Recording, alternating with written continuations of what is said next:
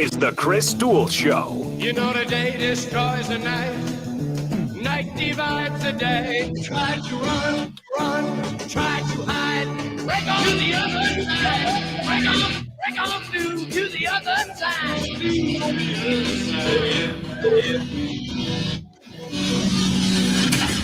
Now, Chris Duel. Oh my goodness gracious. What an NFL playoff weekend. Playoffs. Exactly. Thank you, Coach Moore. Perfect. I'm wearing the shirt today, too. We got it going on. Many people are saying, and I don't think it can be disputed. If you want to come in here and dispute it with some facts this morning, we welcome your attempt. That had to be the most exciting and greatest NFL playoff weekend ever. Each and every one of those NFL games going down to the wire, if not a field goal as the clock goes to 0-0, an overtime victory as we saw last night in the mind-blowing game between the Chiefs and the Buffalo Bills. 25 points scored in the last 2 minutes of regulation. Are you kidding me? Welcome in and fasten your seatbelts, and we are reacting to everything. It's the Chris Duel Show with Shannon, Salty, Sweeney, Dave OEHLER, your Soundscape Stylist. Shannon, what a wild weekend on. But first, I know you love your Buffalo Bills. Mitch Morse, a starting center, a personal friend of yours. You grew up with him. I saw him after the game. I don't know if you had to keep tuned in after the game, but I saw him congratulating Andy Reid, congratulating multiple players. As we know, he's a former Kansas City Chief. So as great as this football weekend was for you as a Cowboys fan, first and foremost, a week ago, for the rest of us as well, god awful, and then probably not your ideal result last night in the final of 4 NFL divisional games between the Chiefs and the Bills. It only took 13 seconds, Chris, for the Kansas City Chiefs to make that comeback to send it into overtime. Dallas Cowboys complained about only having 14 seconds. Yeah. 13 seconds.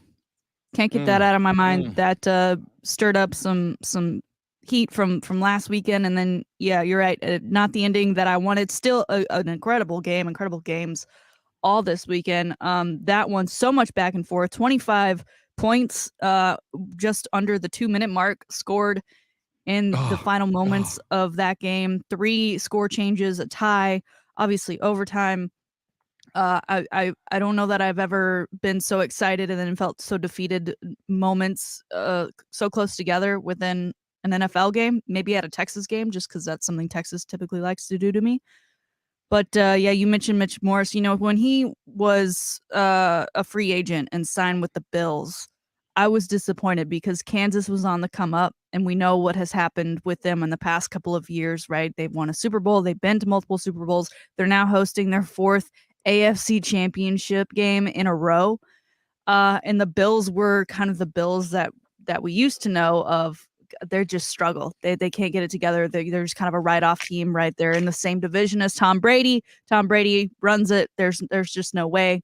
It doesn't seem likely. And now they are a force to be reckoned with. It's just disappointing that this match is a divisional match and not a Super Bowl match, because it kind of felt from the way things went down throughout the weekend and the teams that made it through, that the winner of this game, Bills and Chiefs, was nearly a shoo-in for the Super Bowl. I don't want to, knock the Bengals too hard, but come on. And maybe even to win the whole thing when you have the 49ers and Rams as the potential guest on the other side. Yeah, both of those teams, the Chiefs and the Bills, looked unstoppable. And Shannon, I think we can, even now that the game's over, I think we can still say both of those offenses were unstoppable. And two things that you brought up. One, and we'll get into all of it this morning, and we welcome you as well. Lots of people already joining us on the live video feed. We stream live video on AM 1300 The Zone and Ticket 760's Facebook and Twitter pages for reaction, or you can do it the old-fashioned way. You can just dial us up on the phone lines, 800-707-9760. You brought up 13 seconds for the Chiefs to go down the field in 3 plays and set up a field goal to send it into overtime. A lot of Monday morning quarterbacks this morning saying, hey, Bills should have squibbed that kick, forced the Chiefs to run time off the clock on the run back. And a lot of people suggesting if they did that, there'd have been no chance for the field goal. We can debate that. You got guys back there like Tyreek Hill who can do a lot of damage in a heartbeat. Secondly, and it's our poll question this morning, I'm hearing a lot of people, Shannon, nationally, I heard it last night immediately. Do we need to amend overtime rules? Because yes, Josh Allen and the Buffalo Bills, dating back to last week, where they scored touchdowns on every possession against the New England Patriots, and this week, especially late in the game, but throughout the game, they looked like a team that could score a touchdown every time they had the ball. And you've got to ask yourself, and I know overtime rules were amended a number of years ago to give us what we have today, and that is if you score a touchdown, you win, but if you don't score a touchdown, the other team gets the ball, either with a chance to kick a field goal to tie or a touchdown to win, or if you didn't score, they get the ball anyway. A lot of people now saying, hey, in light of this Chiefs-Bills overtime result last night, it's time once again to change the overtime rules. Maybe not for the regular season. We're cool, regular season, whatever. However it ends, and maybe it ends in a tie. That's regular season. But a playoff game like this, Shannon, where Josh Allen on fire and the Buffalo Bills on fire lose it arguably because of a coin toss. Had that coin toss gone the other way, we might be talking about this for the Chiefs. Damn. Mahomes didn't get to touch the ball. Josh Allen took him right down the field for the touchdown, and because Mahomes lost the coin toss, the Chiefs don't get their chance at home in their house in Arrowhead. I think whoever wins the coin toss, Shannon, there's a good chance that team was going to go down and get a touchdown, and in this case, it was the Chiefs. Yeah, agreed. I mean, the second we went into overtime, I was like, this is going to be one with the coin toss, win or loss. Bills got the call. They picked tails. It landed on heads. Chiefs immediately said, we are going to receive. And at that moment, it felt like it was written, not just because they elected to receive, but it felt like a vengeance of the time that they had this similar situation against the Patriots and Tom Brady, right? And the argument then was, well, Patrick Mahomes never got a chance. He never even got the chance to win that one. So it felt like they were winning it to kind of get back at that moment. But again, prior to the game last night, we got the photo of Stephon Diggs from the year prior when the Chiefs, again, knocked them out of the playoffs. His disappointment standing on the field, looking around at Chiefs Kingdom as they celebrated. And, it felt like maybe it could go their way, but with a coin toss and the ball and Patrick Mahomes' hands first, it's similar to Brady and Rodgers last year for that NFC Championship game, right? I mean, you whoever has the ball last, they're most likely going to score and they're going to take home the win. And it was just Patrick Mahomes and the Chiefs night last night, unfortunately for me. But going forward, I do like the Chiefs. I have no hatred towards the Chiefs in the way that I maybe do a Brady Bucks team or something like that. But yeah, just it's a bummer. I wish it was more like college. I know sometimes college games, right? We've seen the 7-time overtimes. Texas loves to go multiple overtimes when they get the opportunity, and that could be a lot. But I think you're right. Keep it the way it is during the regular season, but in the playoffs, these teams have worked so hard to not even give the other side a chance. It just doesn't sit well, and I don't think it should sit well even if you're on the winning side either, because that's going to be the story, right? And well, of course, if we had the ball, I don't know. I'm disappointed. Yeah, and the counter argument is, and I do at this moment, we'll talk about it more, we'll ask Dave Oehler here in a second where he leans. At the moment, I do lean toward give each team at least one possession. Now, the counter argument is play defense. Defense wins championships. Forever, overtime, there was no possession rule. It was like, here's the coin toss. All right, you won the toss. You get the ball. Now you play defense. We saw a lot of defense at Lambeau Field between the 49ers and the Packers. And before this turned into a passing game and a pinball machine game, the National Football League, and before a lot of restrictions were placed on defenses as far as how they could hit offensive players, et cetera. And most of those good innovations, I believe, for the safety of the game. For years and years and years, there was an overtime game, and I saw it as a 10-year-old kid, Dolphins Chiefs. That is the longest game ever. It went into 2 full 15-minute overtimes, and nobody was scoring until Garo Yepremian of the Dolphins kicked a field goal, and the Dolphins won 27-24 at Arrowhead on Christmas night, 1971. But that was a different game. That was a different era when teams played defense. So I do think, and Shannon mentioned college football. While I don't love the whole college football, start the ball on the 25 and yada, yada, yada, just the way it plays out, it is fairer in that each team gets a shot.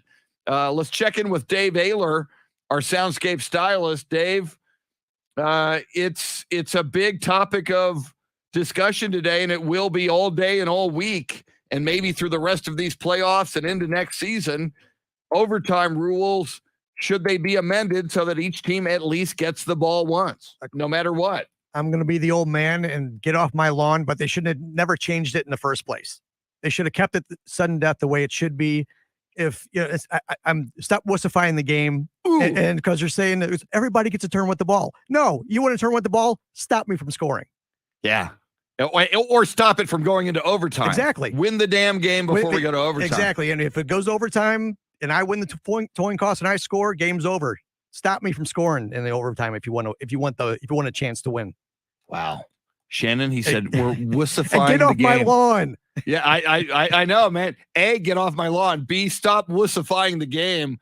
Them's some fighting words from Dave Oehler. Shannon, is it wussifying the game to give each team a chance? It's like, you get a chance. Now you get a chance. Now you get a chance.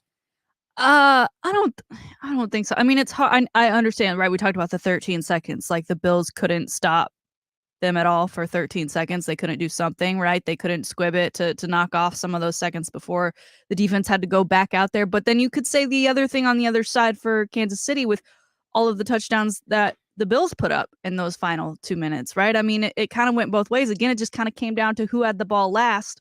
And the Bills left them with 13 seconds. And when you have Patrick Mahomes and Travis Kelce, and oh, by the way, one of the best kickers in the league. Yeah, he missed a PAT last night, but he's still one of the, I mean, to me, it's Justin Tucker and then Butker. And he hit him when they really mattered, including to send them into overtime last night. So I get where you're coming from, Dave. I'm just not with you. Not today. Wussify. I like that word, though. Wussify the game. I like that. I'm going to use that. Yeah, it's a tremendous wussification of the National Football League. And I have to say this, Shannon, we'll talk about all of them. We haven't gotten into Brady yet, but we will. And Tom Brady gone. A lot of speculation this morning and a lot of tea leaf reading, including I just heard on the previous show before us, the national show, Two Bros and a Cup of Joe. They were saying how a lot of people came in from out of town who were friends of Tom Brady and Giselle who didn't come to town for previous playoff games.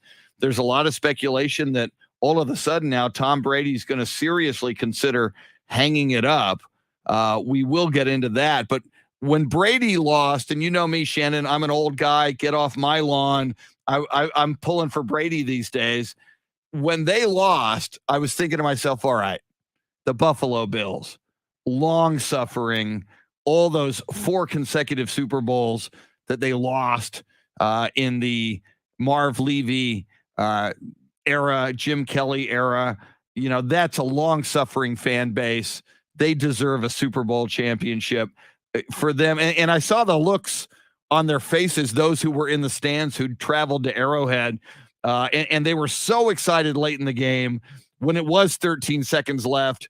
Bills go up. They score on a 4th down, I think a 4th and 10 to get that final touchdown in regulation. It sure looked like the Bills were going to win that game and move on. And like you said, Shannon, Cincinnati in the next round. A lot of people assume whoever, Bills or Kansas City Chiefs, and now it's the Chiefs, should have their way with Cincinnati. We shall see. But my God, if you are a Bills fan, and if you were a Bills fan alive and an adult or even a kid to witness those 4 Super Bowl losses in a row back in the day, and to know you've got a team right now that is so close to winning a Super Bowl and in 2 playoff games now looked unstoppable. My God, it's got to be so painful this morning to be a Buffalo Bills fan. Yeah. If anything, you just have hope for the next season, right? Because those pieces are there. I don't think much is going to change for them. They really are. I mean, they're literally a coin flip away from going on to the next round. And then as we kind of think, it's at this point feels like it's the Chiefs to lose. It would have been the Bills to lose going forward. All these pieces just kind of fell into place over the weekend. That made it seem like the winner of last night's could ultimately be the winner of this year's Super Bowl. So it's okay. We'll get them next year. Bills Mafia, you're okay. Yeah. We're all right. We're fine. But given what we saw this weekend, though, I don't go to the automatic conclusion that Chiefs now win the Super Bowl. I mean, my God, 49ers winning at Lambeau, Cincinnati winning at Tennessee, Rams knocking off Brady in Tampa Bay. I think we're wide open. I can see certainly 49ers, Rams, or Chiefs winning the Super Bowl. Cincinnati, I mean, obviously of the 4, they're the biggest underdog, but my goodness, something about Joe Burrow, and I said it last week, headed into this weekend, he's kind of got an it factor, and he's kind of emerging.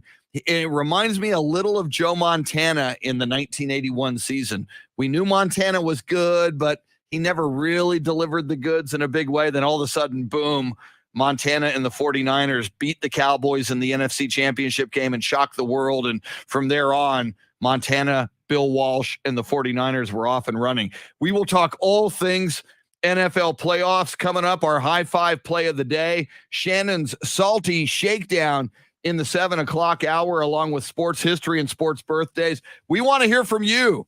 How do you feel about the weekend? Will Brady retire? Are you getting that feeling? What about Aaron Rodgers? Does he stick around with Green Bay? Do we need to change the overtime rule? We'll see what you're saying to us on the live video feed. You're invited to sound off on the phone lines as well. 800-707-9760. She's Shannon Salty Sweeney. Dave Oehler, your Soundscape stylist. We're with you till 9 on the Chris Duel Show.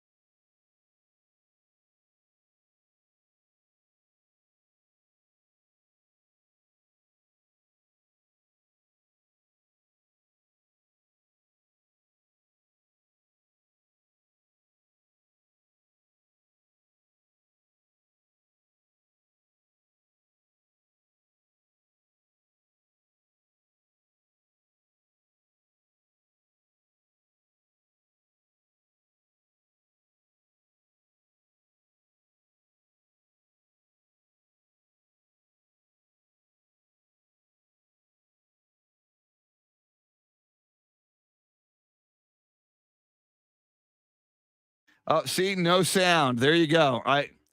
The way that it didn't used to be this way, and thanks to our engineers in Austin, it's now that when Shannon is on, I will have an echo if I don't turn my mic off. When Shannon leaves, my mic is off until I turn it back on.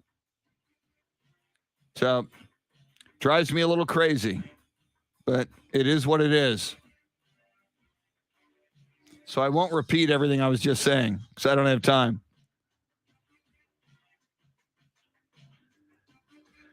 All right.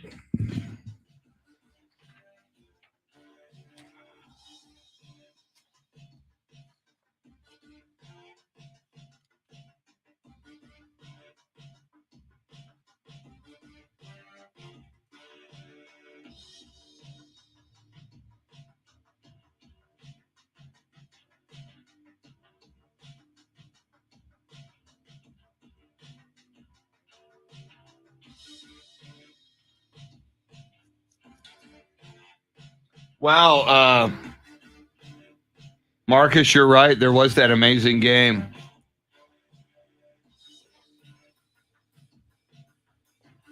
Yeah, I got to try to write myself a note. I did it one way for over a year. And now when we come back on air, I've got to turn my mic off. And then when Shannon goes away, I got to turn my mic on. It's an extra step in and out of every segment. But hopefully I'll figure it out.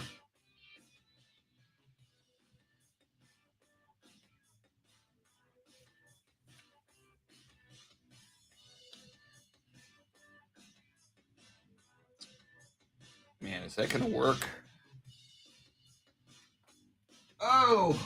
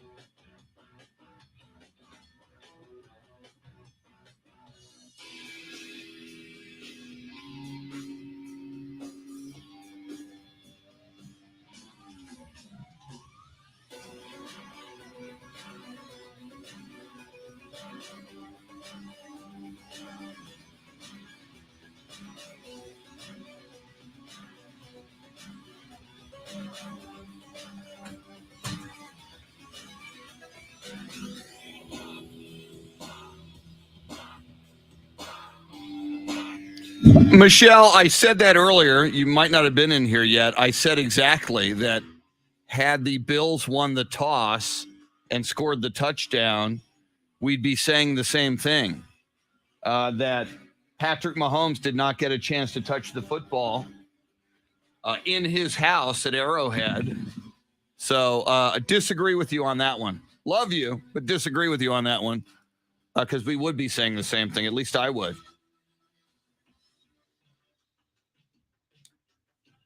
And I specifically said that at the beginning of the segment.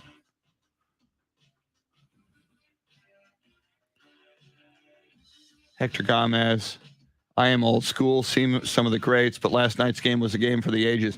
Yeah, and Hector, trying to think. I did see the Ice Bowl in 1967 as a kid. I didn't know nearly as much about football.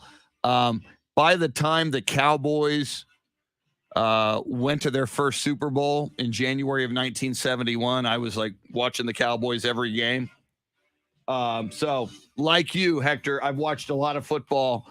That was easily the best weekend we've seen. So, and unprecedented. I am quite confident. I haven't gone and looked at every playoff weekend. Haven't had time yet, but I am quite confident based on my knowledge of the National Football League and the playoffs that there's never been 4 games that went down to the end that were walk-off games in regulation or in overtime. Yeah,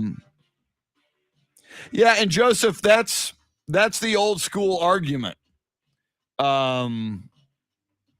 Play defense. Now, it's not as easy to play defense as it used to be, rules-wise. The game is engineered to give offenses a huge advantage. But that is the count. I don't want, if the NFL woke up this morning and said, all right, we're going to go to what college does. Start on the 25, 1st and 10, touchdown, you can kick an extra point or go for 2 on the first couple of possessions. Then you're going to have to go for 2. Then after that, we'll start you at the 2. I think that's a little... it's fine for college, but I think for the NFL, I want to see a team have to drive down the field. I want to see a kickoff, and I want to see a team have to drive down the field and have to defend them. After last night, I am slightly leaning, if not significantly leaning, let each team have the ball once, no matter what. Steve DeRocco, the original Rock. What is up?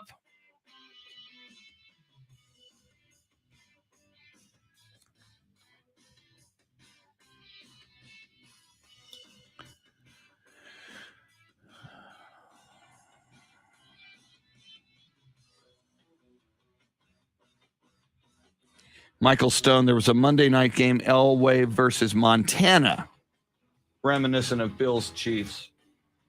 I'm sure I saw that back in the day, Michael. I'll have to go look that up.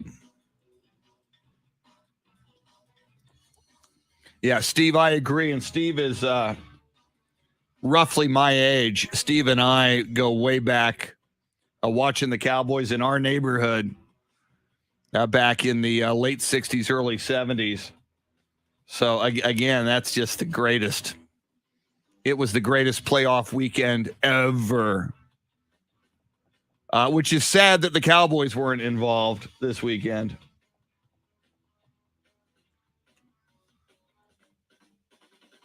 Jesse doesn't like the overtime rules. Yeah, Jesse, that is our poll question today. Do we need to change those rules? All right, I'm remembering this time to turn my mic off so we won't have echo. Imagine that. Here goes my mic off.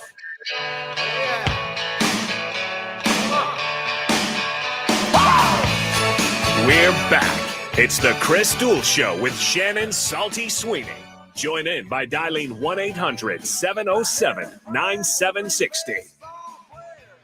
The boss, Bruce Springsteen, singing Glory Days. Man, oh man. I was just talking on the live video feed. I've been watching NFL football since the late 1960s. Get off my lawn. I'm old. I know. But again, somebody, I'm open. If you want to come up and bring me some numbers and some games on a better football weekend where four games were played in a divisional round, you might be able to find 2, and you probably would, 2 conference championship games when 2 games were played, AFC and NFC Championship game that really went down to the wire and were exciting and anybody could win. We've talked about the catch 40 years ago, January 10th, 1982, Cowboys 49ers. But earlier that day in Cincinnati, it wasn't that close as the Bengals in 59 below temperatures beat the San Diego Chargers and Dan Fouts. So it's hard to have 2 games in a playoff situation that are like walk-offs and go down to the end. We had 4. All 4 went down to the end and or in overtime in the case of the Chiefs and the Bills. It was till somebody else can prove otherwise, and I don't think you can. It was the greatest playoff weekend in NFL history. Before we go to the high five play of the day, Shannon, do you dispute that at all from your perspective? Was that the greatest, most exciting NFL weekend, even though your Buffalo Bills lost, in NFL history? Just because the Bills lost, it does not take away from the greatness that was this weekend. And that then takes us, Chris, to today's high five. Perfect. There you go. High five play of the day. Go ahead. Go ahead. Okay. High five play of the day brought to you by High Five. 2 Austin area locations, one out in Lakeway, one in Central Austin on Anderson Lane. Don't forget, Anderson Lane now hosting trivia nights on Tuesdays. So if you want to test your brain, go check that out. Or if you want to test your arm, maybe it's via bowling, maybe it's via zombie dodgeball, or maybe it's axe throwing. Make sure you head out to one of the High Five locations. And on a Monday, you can get the specialty burger for just $5. Chris, today's high five goes to the NFL, right? We talk about the teams that the NFL wants to see in these big time games, right? Based on market size, based on fan base, based on blue bloodness, whatever it may be. But as fans of the game, we just want to see great football, and we want to see entertaining football. When it comes to the playoffs, you don't want to see a blowout. You don't want to see something where you think, oh, I would change the channel if there were other games to go to, like you can often do when all teams are playing during the season. And yesterday, we had 4 games, 3 of which were decided by a field goal. The final one, a field goal, sent that game into overtime. All very, very exciting. All now leading us to the championship weekend this coming weekend. Chris, as you said, I don't think, at least in my lifetime, there's been a better divisional round of the playoffs, a more surprising round of the playoffs. Both number 1 seeds, the Packers, as well as the Titans, knocked out at home. They had the bye week. Apparently it wasn't enough. They couldn't get the job done. And now we are the following day. We're talking about, getting closer to the Super Bowl, the great wins, the sad losses, who might be retiring because of this weekend. I mean, the stories and the storylines from this weekend are outrageous. And a lot of it is thanks to having such close games. I mean, who knew kickers would be so important? Am I right? Come on, Cincinnati. I saw that shout on Twitter. People gave them such a hard time when they drafted a kicker, just like people give me a hard time during fantasy leagues when I draft multiple kickers. And this just goes to show you what a good kicker can do for your team. They can send you to the AFC Championship game. And who knows, maybe next weekend it'll come down to a kick as well. Just a great, great weekend of National Football League football. Totally agree. And you mentioned the Cincinnati kicker, whose nickname is Money McPherson, Evan McPherson. And the word is now as well, when it was time for him to kick that field goal. And they say he's got ice water in his veins. He is a rookie, as you mentioned. Apparently, he said to Joe Burrow, looks like we're going to the AFC Championship game. Before he went onto the field for that kick. He was just like, yeah, looks like we're going to the AFC Championship game.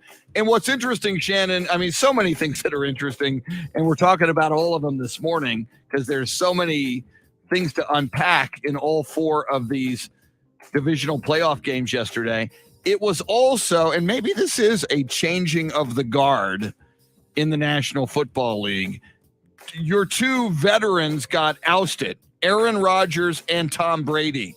So you look at the quarterbacks that were involved, and you look at the winning quarterbacks, plus Josh Allen, because I'll throw him in there because I think Josh Allen could have and maybe should have been a winning quarterback last night. Didn't get a chance to touch the ball in overtime. But Mahomes, Josh Allen, Joe Burrow, Jimmy Garoppolo, granted not nearly as young as those other guys, and Matthew Stafford, again, not that young, but kind of a new blood, kind of a guy after he languished in Detroit with the Lions for so many years, for so long. And there was some kind of a statistic I saw last night as well. it's been, and I forget what the number was, but it was something crazy. This is the first NFC or AFC championship game in several years, and I'll pull it up and give you the exact number here in a bit, that we haven't had Tom Brady and or Aaron Rodgers in either or one of the championship games, NFC or AFC. Of course, when Brady was with the Patriots, that was AFC. Mm-hmm. So you kind of have this new era, and as we mentioned, Shannon, you now have question marks. Is Aaron Rodgers going to stay in Green Bay? Is Aaron Rodgers going to shock the world and retire? Some are saying that's a possibility. And now you've got all of these question marks surrounding Tom Brady as well. And for both of those guys, I know they both would love to pull a John Elway or a David Robinson, who was able to do this in the NBA, and retire after winning a championship. That's so hard to do and might not be in the cards. But if Aaron Rodgers and or Tom Brady walked away right now, there is something to be said for walking away when you're on top of your game, as opposed to kind of going out sputtering. And that's what makes it feel kind of odd. I mean, you'd obviously prefer to go out on top of your game as a reigning Super Bowl champion. And both of these guys statistically are still the best at what they do in their position. Both guys are in the running for MVP this year, and Rodgers coming off of an MVP year. And it would feel strange. And I think that's also because we're used to seeing like a Big Ben, and like, guys like that who decide that they're going to keep going and keep playing until their body physically cannot do it anymore, until it starts to get to the conversation of, are you worthy of that starting position? And, I don't know that we're there yet with either of these guys. I just think maybe for Aaron Rodgers, the frustration and the culmination of everything that's gone on with that organization, maybe he doesn't want to start over with someone else, even if they are playoff bound, and they just need that quarterback piece. And for Tom Brady, obviously he has plenty of trophies and accolades to go along with his career, that whenever he walks away, I think people will still feel like he's on top. But, you mentioned it earlier. Tom Brady had a ton of family and friends in town for that game, something that seemed odd because it was, I don't want to say just a divisional round playoff game, it's still a playoff game, but it there's no t-shirts being printed at the end of it. And that's not something that we've come accustomed to seeing. It's usually just Giselle in a box with a couple of their kids celebrating and cheering on Tom. And I don't know if it's all the external forces, right? If he's starting to realize that he is going to be 45 next season. He's got everything else going on around him where financially and being out in the public. I mean, he just released a clothing line brand. We're hearing a lot about the television side of the NFL. There's rumors Troy Aikman might be ditching Fox to go to Amazon. You've got the deals with Tony Romo. I don't know if he's getting an offer, not necessarily to do a broadcasting gig, but do something media related where it's like, how could you pass up that opportunity? You don't want that to go to somebody else. Strike while the iron is hot there. Because football obviously is hard, and that's part of why it's so amazing of what he's been able to accomplish at this age, because it's a car wreck. Every snap is a car wreck. And if you're Tom Brady, you can't be mad at him if he says, you know what, this is it, I'm going to walk away. And as much as I think a lot of people would like to see him walk away as a Super Bowl champion, that may not be it. We may have seen the last of Tom Brady. My goodness, imagine that. And for both of those guys, Shannon, Aaron Rodgers and Tom Brady, they both played well enough to win. They both did their jobs. You look at the Green Bay game on Saturday night, 10 points via special teams. There was a blocked Green Bay field goal, 3 points that Green Bay didn't get, that they should have gotten if that field goal is not blocked. And then, of course, there was the blocked punt. So add that, and they scored 7 on that, did the San Francisco 49ers. So you add both of those up. Those are 10 points. Green Bay loses by 3, 13-10. And then remarkably down 27-3 Tom Brady brings the Tampa Bay Buccaneers back to 27-27 with less than a minute to play before the defense inexplicably leaves the number one wide receiver in all of football this year. You knew Tampa Bay Buccaneers defense, that was their go-to guy, Cooper Kupp. You leave Cooper Kupp wide open down the field for the bomb to set up that field goal. Brady can't play defensive back. Maybe he could if they gave him a shot, but Brady can't play defensive back. So interestingly, as they both get ejected from the playoffs, Aaron Rodgers played well enough to win. Tom Brady played well enough to win. It was defenses, and in the case of the Green Bay Packers, special teams that let them down and enabled the other team to come back and win the ball game. Yeah, just wild. And again, for that to potentially be the way that both of them in their career, or even if Aaron Rodgers continues to play but doesn't play as a Packer anymore, it just, there's an emptiness to that feeling. And then, we talk about the guys over on the AFC side, the quarterbacks. I mean, they are in such good hands with the Josh Allen, with Joe Burrows, with Patrick Mahomes, with everyone that is upcoming, right? And now we're losing Tom Brady potentially and Aaron Rodgers potentially. I mean, the NFC, it just feels like the AFC's there to take everything for the next couple of years if no one steps up, right? We'd like to see Dak be that guy. There's flashes of Kyler Murray, but even Justin Herbert for the Chargers, and I don't know, the AFC just feels so strong, and then to take away Aaron Rodgers and Tom Brady on that NFC side, I don't even know how to put it into words. It just feels so lopsided right now.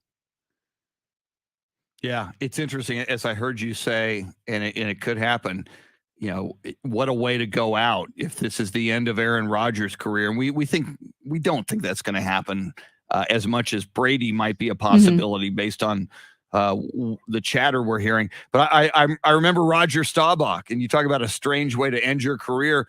The Cowboys were supposed to go deeper in the playoffs. They lost a divisional game to the LA Rams at Texas Stadium that the Cowboys were favored in. And on the final play of Rodgers' career, he's scrambling and he throws the ball inadvertently to Herb Scott, an offensive lineman, number 68, and Herb Scott catches it, and it's a penalty on the Cowboys.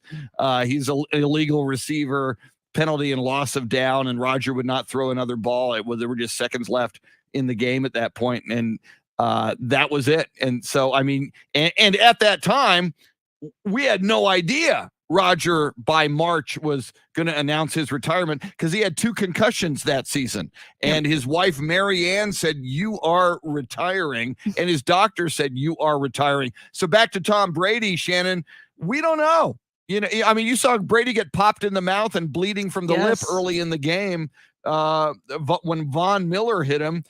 You don't know what the calculus is among Brady and Giselle and whether or not he wants to go take hits in his 45th year on the planet next year. Yeah, it's the old adage, you never know what's going on inside someone's own home, right? I mean, they're public figures. We see him do his job in front of us, which we don't get to do with a lot of people, but there's so much else going on within that Brady household.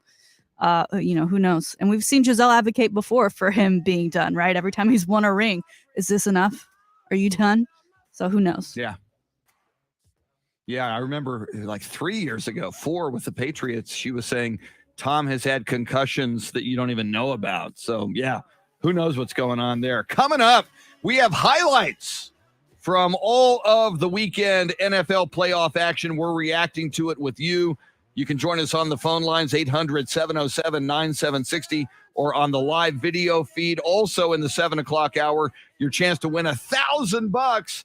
Shannon's Salty Shakedown, and a whole lot more on the Chris Duel Show. All right. Whoops. Good morning, Beth Settle. Hello, Beth. So, Dave, again, here at the top of the 7, we'll just go down the list that we discussed. Just boom, we'll react. Another one will react. Another one will react. We'll just go. It was kind of rapid fire. Yeah, rapid fire. But I might get a reaction from you or Shannon after each. and then hit another one. So it'll be easy.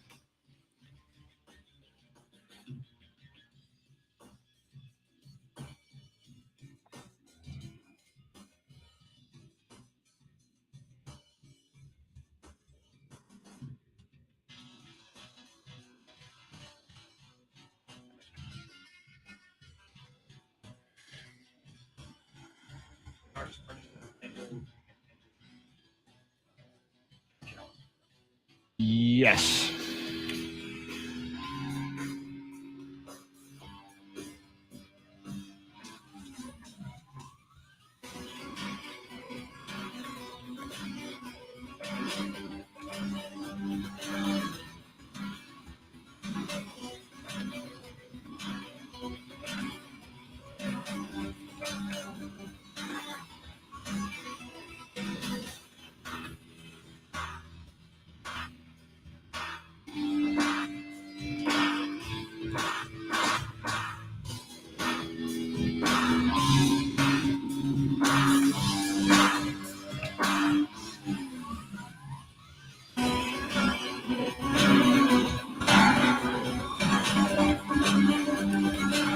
All right, I am going to go get some coffee. Gosh darn it.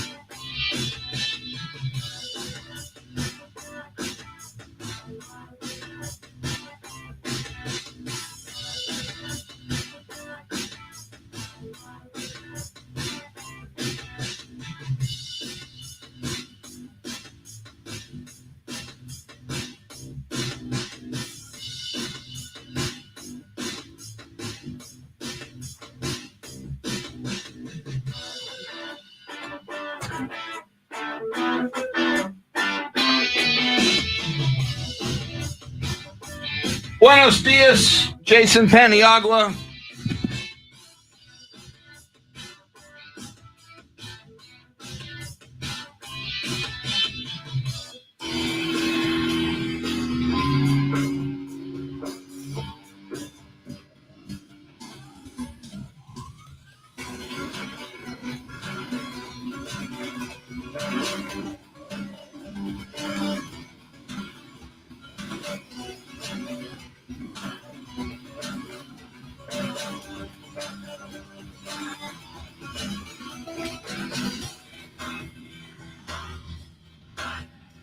Coffee, thank you.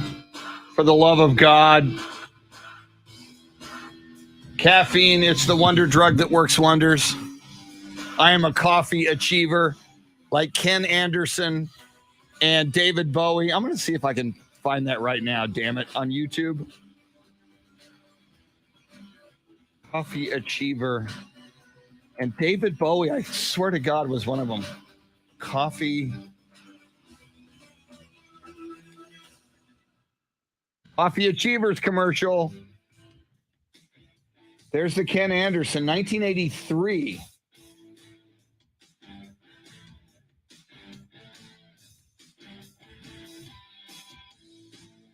Bowie, yeah. Bowie, Ken Anderson.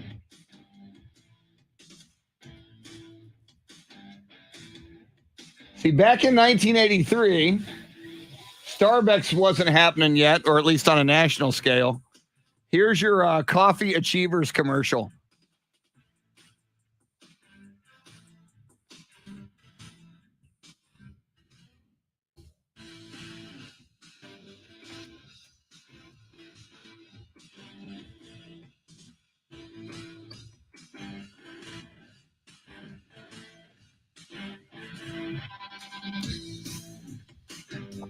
They got David Bowie, the National Coffee Association.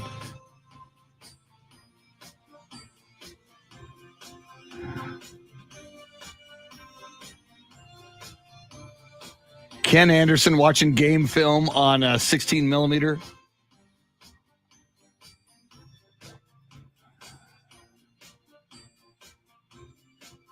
The National Coffee Association.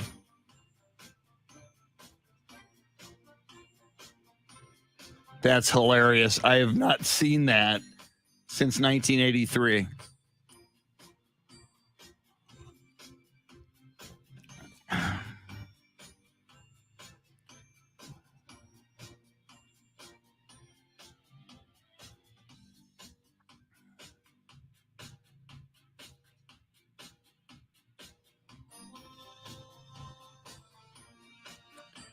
Yeah, Robert, you're talking about Big Bib Barbecue over my... They are quite good. We are big fans of theirs. They're a big sponsor and have been for quite some time. And it's tremendous barbecue. Tremendous Q.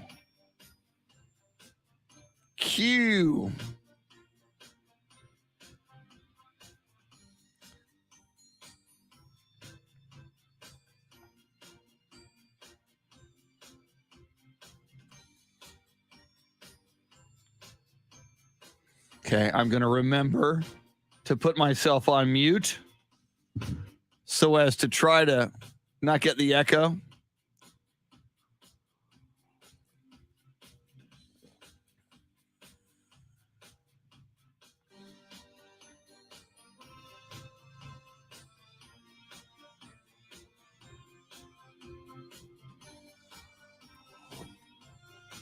Yeah, but Robert, and I used to drink a lot of Diet Coke, man. You're getting a whole lot of other chemicals in that Diet Coke and Diet Dr. Pepper. But if it makes you happy, yeah, I used to drink. I didn't drink coffee. I drank so many Diet Cokes. I would wake up and drink Diet Coke.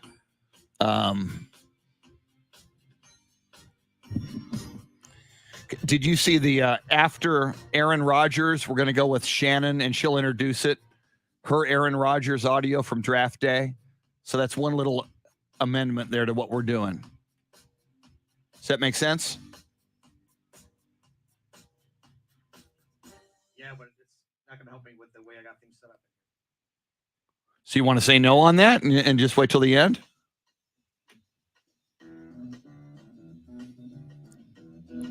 No, This is the Chris Duel Show. You know the day destroys the night. Night divides the day. Try to run. If it won't work, just tell us on air and we'll figure it out. After Aaron Rodgers, and Shannon will introduce it after Aaron Rodgers on the future. Now, Chris Duel. Oh my goodness gracious, we are still processing. We are still unpacking.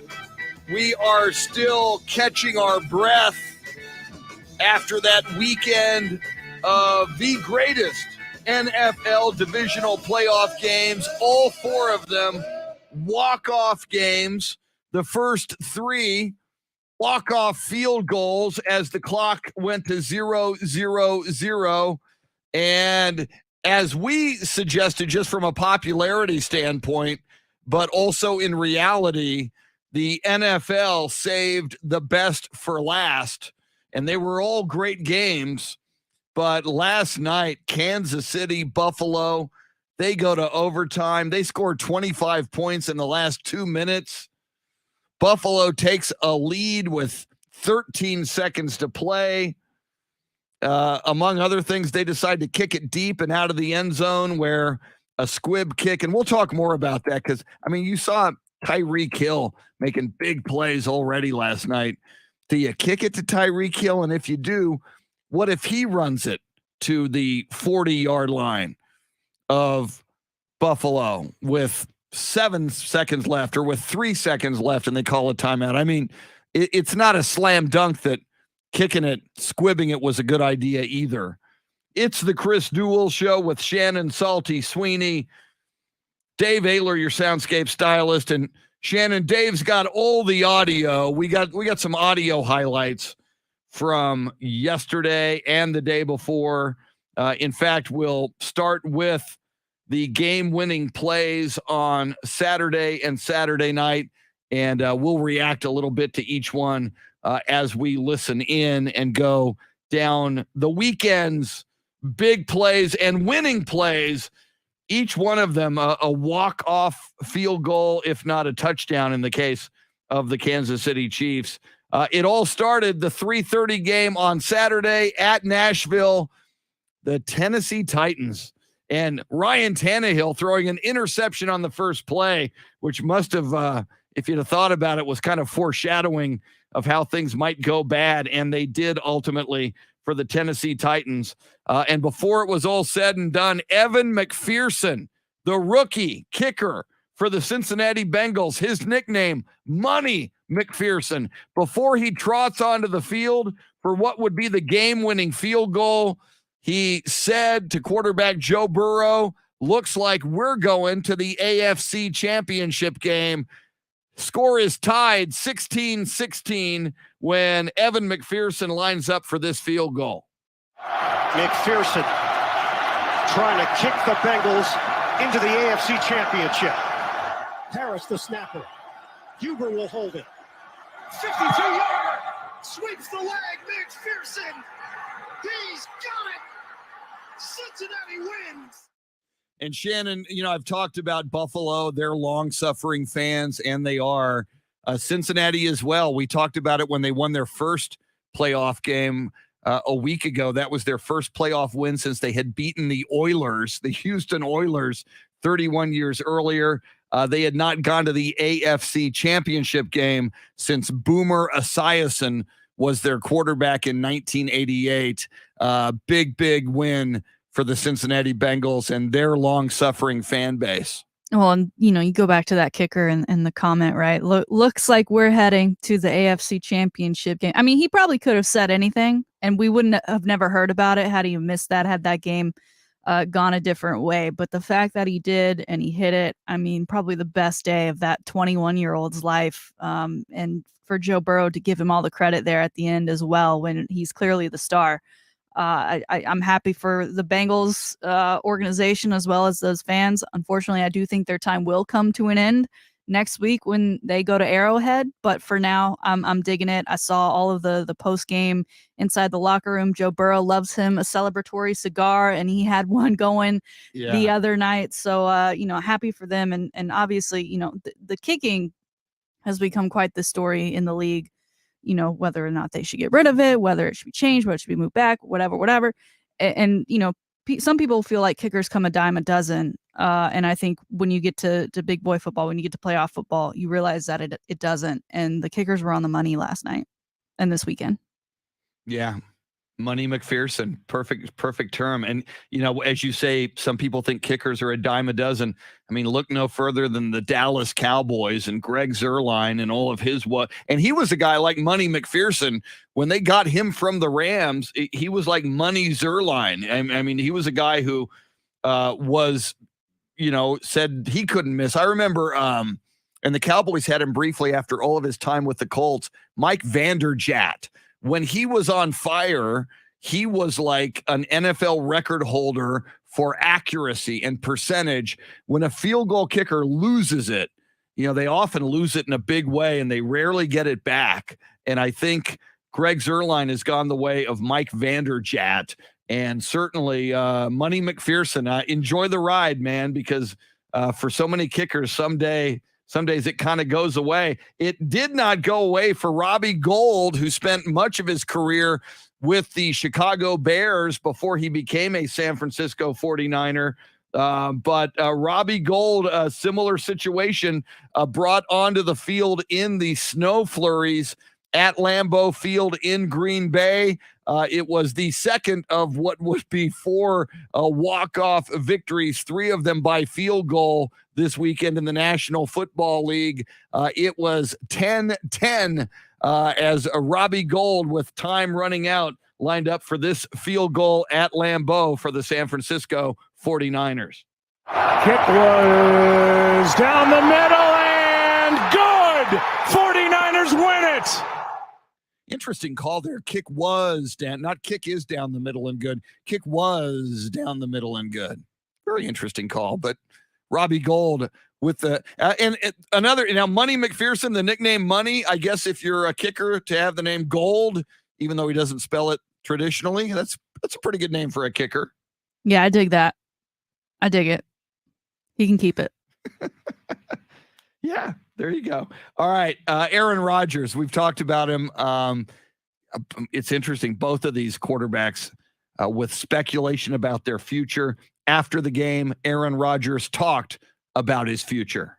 I mean, I did not think we'd be talking about this after this game, but Right.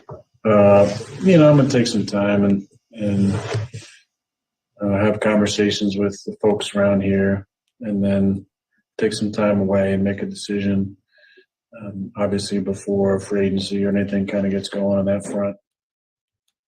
And Shannon, regarding Aaron Rodgers, you talked about it earlier, and I think we've got some audio, some comments he made around draft time, kind of coming back to haunt him a little bit. Yeah. On draft night, he of course went to the Packers, and he's a California guy, right? He's from the Bay Area, and probably much like Tom Brady, grew up a fan of the 49ers. And people are really quick to find this audio of him and the reaction on draft night when the 49ers passed on him. How disappointed are you that you will not be a 49er? Not as disappointed as the 49ers will be that they didn't draft me. Wow. Well, and what is it, 0-3 or 0-4 now in the playoffs? Are we now at 0-4? Was it 3 coming in or 2 coming in? I think it was 3 coming in. I think it was 3, yeah. How do we feel now, Aaron? Own him in the playoffs. How do we feel now, Aaron? I think they're okay with their decision. And Shannon, also, a lot of memes, you probably saw them, mocking Aaron Rodgers and his vaccination status. Some of them like Aaron Rodgers has been immunized against advancing in the playoffs. Yeah. A lot of people just piling on, and perhaps rightfully so. I mean, Twitter, I think when I woke up yesterday, half of the trending topics on Twitter were all in some way related to Aaron. I think my favorite was the hashtag Aaron fraudulence. That was my favorite. That one, I thought that one was most creative. And again, yeah, Aaron, you kind of got it coming. You're kind of a diva. You're kind of a drama queen. You're a lot holier than thou. You think you're the smartest guy in the room. I don't dispute Aaron Rodgers' talent. He is an amazingly talented player. He's easily a first ballot Hall of Famer. But Aaron Rodgers, I think, invites some of this criticism at a moment like this. Moving on to Tampa Bay yesterday. What a crazy game. The Rams seemed to be in total control. The route was on. It was 27-3 at one point. Not a problem. Then, like the Rams are prone to do, like they did when they had a 17-point lead over the 49ers in the regular season finale, they did everything they could to give this game to Tom Brady and the Tampa Bay Buccaneers. And indeed, Tom Brady and the Buccaneers tied it with less than a minute to play. It was 27-27. But the Los Angeles Rams did have their opportunity. The Bucs leave Cooper Kupp wide open for a long pass downfield to set up this field goal. And as time ran out, the Rams took advantage and wound up winning this football game. 30 yards to win the game. Matt Gate boots it through. And the Rams, by the hair of their skinny teeth, wind up winning it.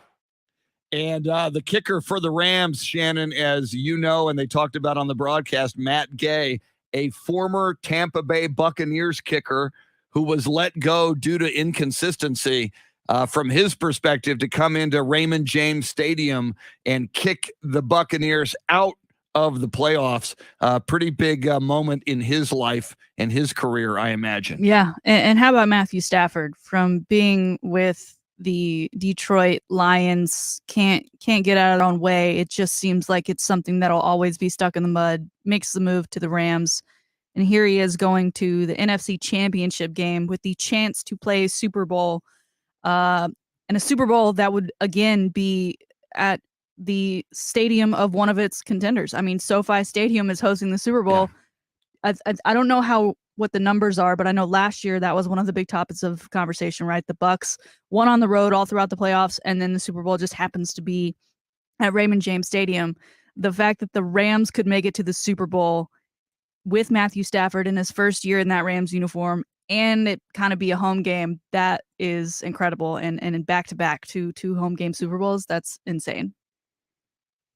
Yeah, and with the NFC Championship game at SoFi, Rams don't even have to leave their beds at night. You know, they get to play at home, and if you could beat the Niners, you move on, and Super Bowl is going to be in your house. True. After that Rams field goal, we talked about it. There is speculation about Tom Brady and his future. He was asked about that in post-game interviews. I haven't put a lot of thought into it, so we'll just take it day by day and see where we're at. Tom Brady, Shannon, non-committal. I mean, he's certainly not saying, hey, I'm back. He said years ago he wants to play until he's 45 years old. He turns 45 in August, but we shall see. And again, a lot of tea leaves, including a lot of family and friends who don't normally come to games. And as you mentioned, it was a divisional game, and had they won, they would have hosted the 49ers next week in that building.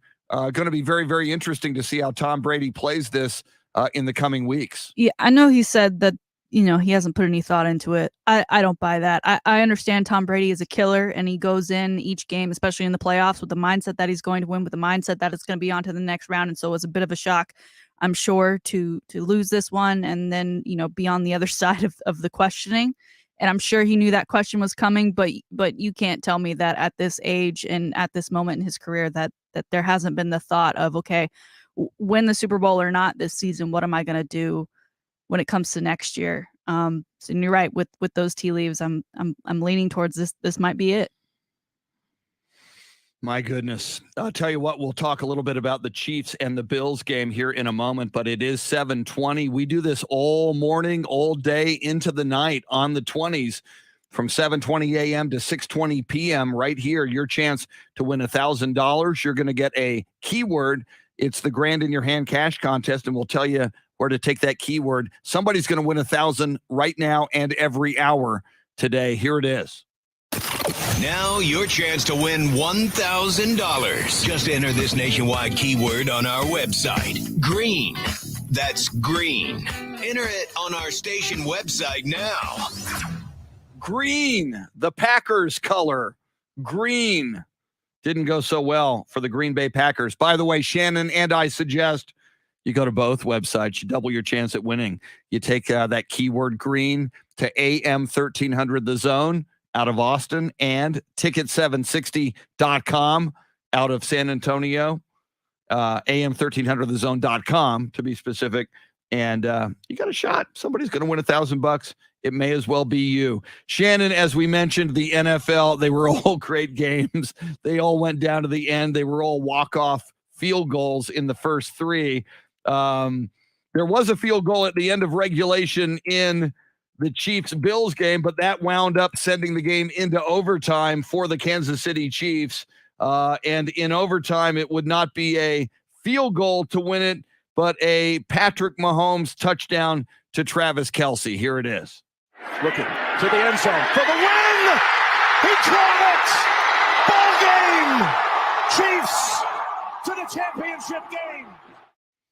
And Shannon, here we go again. This is unprecedented as well. This will be the fourth AFC Championship game in a row at Arrowhead Stadium. You go back to the first one 4 AFC championships ago, and you mentioned it earlier. That's when it was Brady and the Patriots coming to town. And in a similar situation, Mahomes didn't get to touch the ball in overtime. And certainly the way this one ended, it's sparking a lot of discussion on the NFL's current overtime rule in the playoffs. Yeah. And that touchdown that we just played, the one that sealed the deal for Kansas City, I was laying on the couch. I was Travis Kelce who caught that. I get up because I'm ready for bed. I'm like, all right, well, there it is. It's over. And then you hear, I think it was Tony Romo who's like, wait, did he have both feet? Did he have both feet? And you turn around and you look at it and you're like, yeah, Tony, he did. Thanks for the extra 10 seconds off of my life. Thank you so much for that. And you mentioned the overtime rules. That is actually our poll question today over on Ticket 760 and AM 1300 The Zone on Twitter, following the aftermath of the Chiefs overtime win against the Bills. Do you think the overtime rules should be changed so that each team gets a possession no matter what? I don't know. It's an overwhelming vote right now. 75% saying yes, change the overtime rules. I'm leaning there too. I don't want to go and do exactly what college does. I think I like a kickoff. I like you having to drive the ball, whatever, 75 yards, more or less, down the field to try to get a touchdown. But if there was ever a game to indicate that, in all fairness, and again, and we got Michelle Johnson, who joins us from Marysville, Kansas, on the live video feed, said, and obviously we said the other thing to start the show, Shannon, would you guys be saying this if the Bills won the toss and they went down and scored the touchdown and Mahomes didn't get that? Yes, we'd be saying the exact same thing.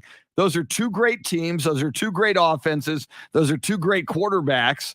And to play an entire season and a playoff game and to go deep into the playoffs and not have a chance to touch the ball in a game that is now an offensive league and a passing league, I think it's time to change the rules. Speaking of Patrick Mahomes was vocal. Here was his reaction after the game.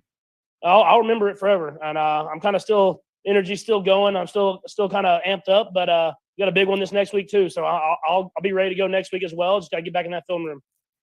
And it's interesting, Shannon.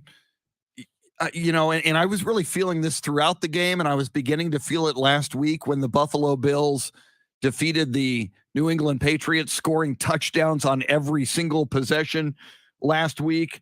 Josh Allen, as great as Patrick Mahomes is, and he won this one, and he continues until you knock him off that perch in the AFC, he's the king of the hill. But Josh Allen, given his size and his we thought 2 years ago there's never going to be another Patrick Mahomes. And obviously Josh Allen at something like 6'5" is a different animal than Patrick Mahomes, but his ability to tuck that ball and run at will and gain positive yardage and sometimes be a difference maker and run for 20, 25, 30 yards or maybe run it in for a touchdown. You really get the feeling that Josh Allen and Patrick Mahomes are going to be the two dominant quarterbacks for years to come in the AFC. Yeah, and you mentioned Josh Allen, tucking that ball and running. There was a play last night, I think it was a pretty crucial one down somewhere in those final 2 minutes where on a run, he psyched the defender out by holding the ball out to the side, almost to say, try and take it from me. And then he pulled it back in to manage his way to get the first down. And at 6'5", it's incredible to watch him run because typically, we're used to the big bends and the guys that are of that stature, they typically just hide out in the pocket. They don't get on the move, but that's really become a great part of Josh Allen and the Bills game. Speaking of Josh Allen, let's listen to his post-game comments after one of the toughest losses he and the Bills will ever experience. Obviously, we're disappointed. Wanted to win that game. Obviously, everybody wants to win that game. There's only going to be one champion crowned at the end of the season. So that makes 31 unhappy teams. And hats off to the Chiefs and what they did today. Josh Allen, very gracious in defeat, saying all the right things. And Shannon, you mentioned this earlier. It's too bad these teams can't play in the Super Bowl because it does kind of seem like these are the two best teams in the NFL at the moment. I remember those games back in the Aikman days, Cowboys 49ers, whether it was Montana or Steve Young at quarterback for the 49ers. That was the feeling a lot of times too. Those teams met in so many NFC Championship games. The Super Bowl kind of became an afterthought. And indeed, when it was Bills versus Cowboys in a couple of those Super Bowls, and the one time the Niners and Steve Young broke through and beat the Cowboys, as I recall, they went and annihilated the San Diego Chargers. You just wonder if that's going to be the situation here with the Chiefs. Yeah, and these two teams, Bills and Chiefs, they met earlier in the year. Bills got the upper hand in that one. I'm sure if you're a Kansas City Chiefs fan, you care less about that one than you do about the win you got last night. But they will actually play each other again during the regular season.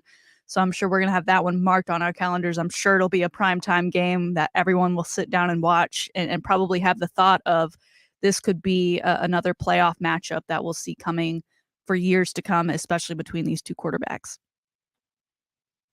And as most of us assume the Chiefs will have their way with the Cincinnati Bengals, I do recall, and again, it was in Cincinnati, but it was late in the regular season, Joe Burrow and the Bengals defeated the Kansas City Chiefs in Cincinnati. And again, though, as we say a lot, it's hard to beat a really good team twice in the same season, but that will be the task for the Cincinnati Bengals coming up next week in the AFC Championship game. We are all over the NFL today, as we should be, but coming up, Shannon's Salty Shakedown, this day in sports history, sports birthdays, and more. You are invited to join us on the phone lines. You want to sound off on anything NFL, phone number 800-707-9760.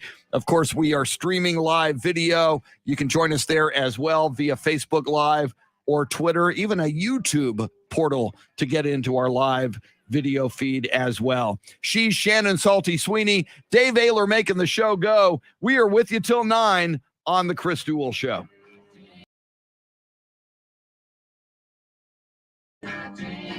Woo!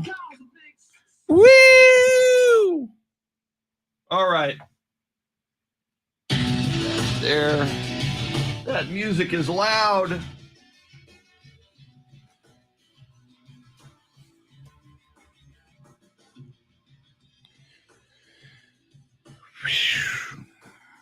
Wes Perkins suggesting the new Cowboys kicker.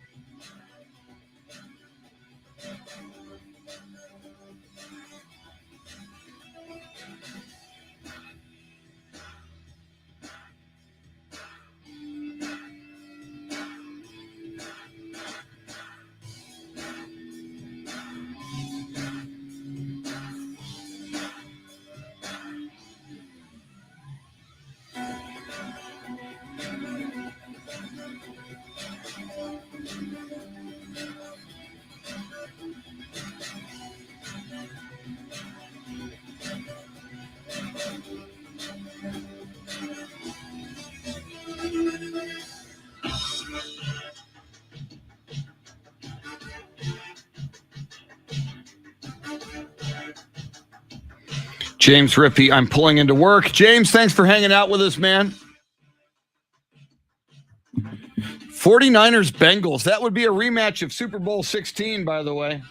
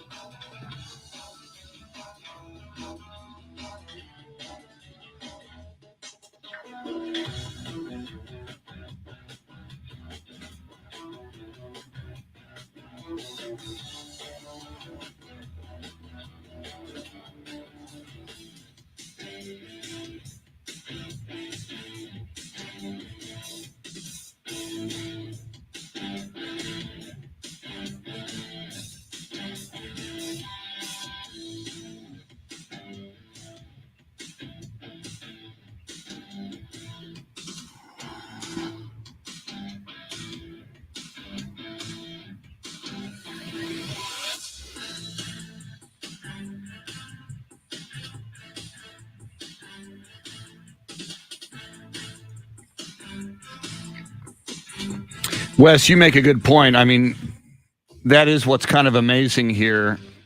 You know, you've got your blue blood mega college football factories like Alabama, Ohio State, Clemson, Georgia. You know, you can add Texas and USC. You never know. I mean, where a great quarterback's going to come from. Where Jimmy Garoppolo, what was that, Eastern Illinois? You know, Matthew Stafford was Georgia, but Mahomes and Josh Allen, as you mentioned, that is so phenomenal.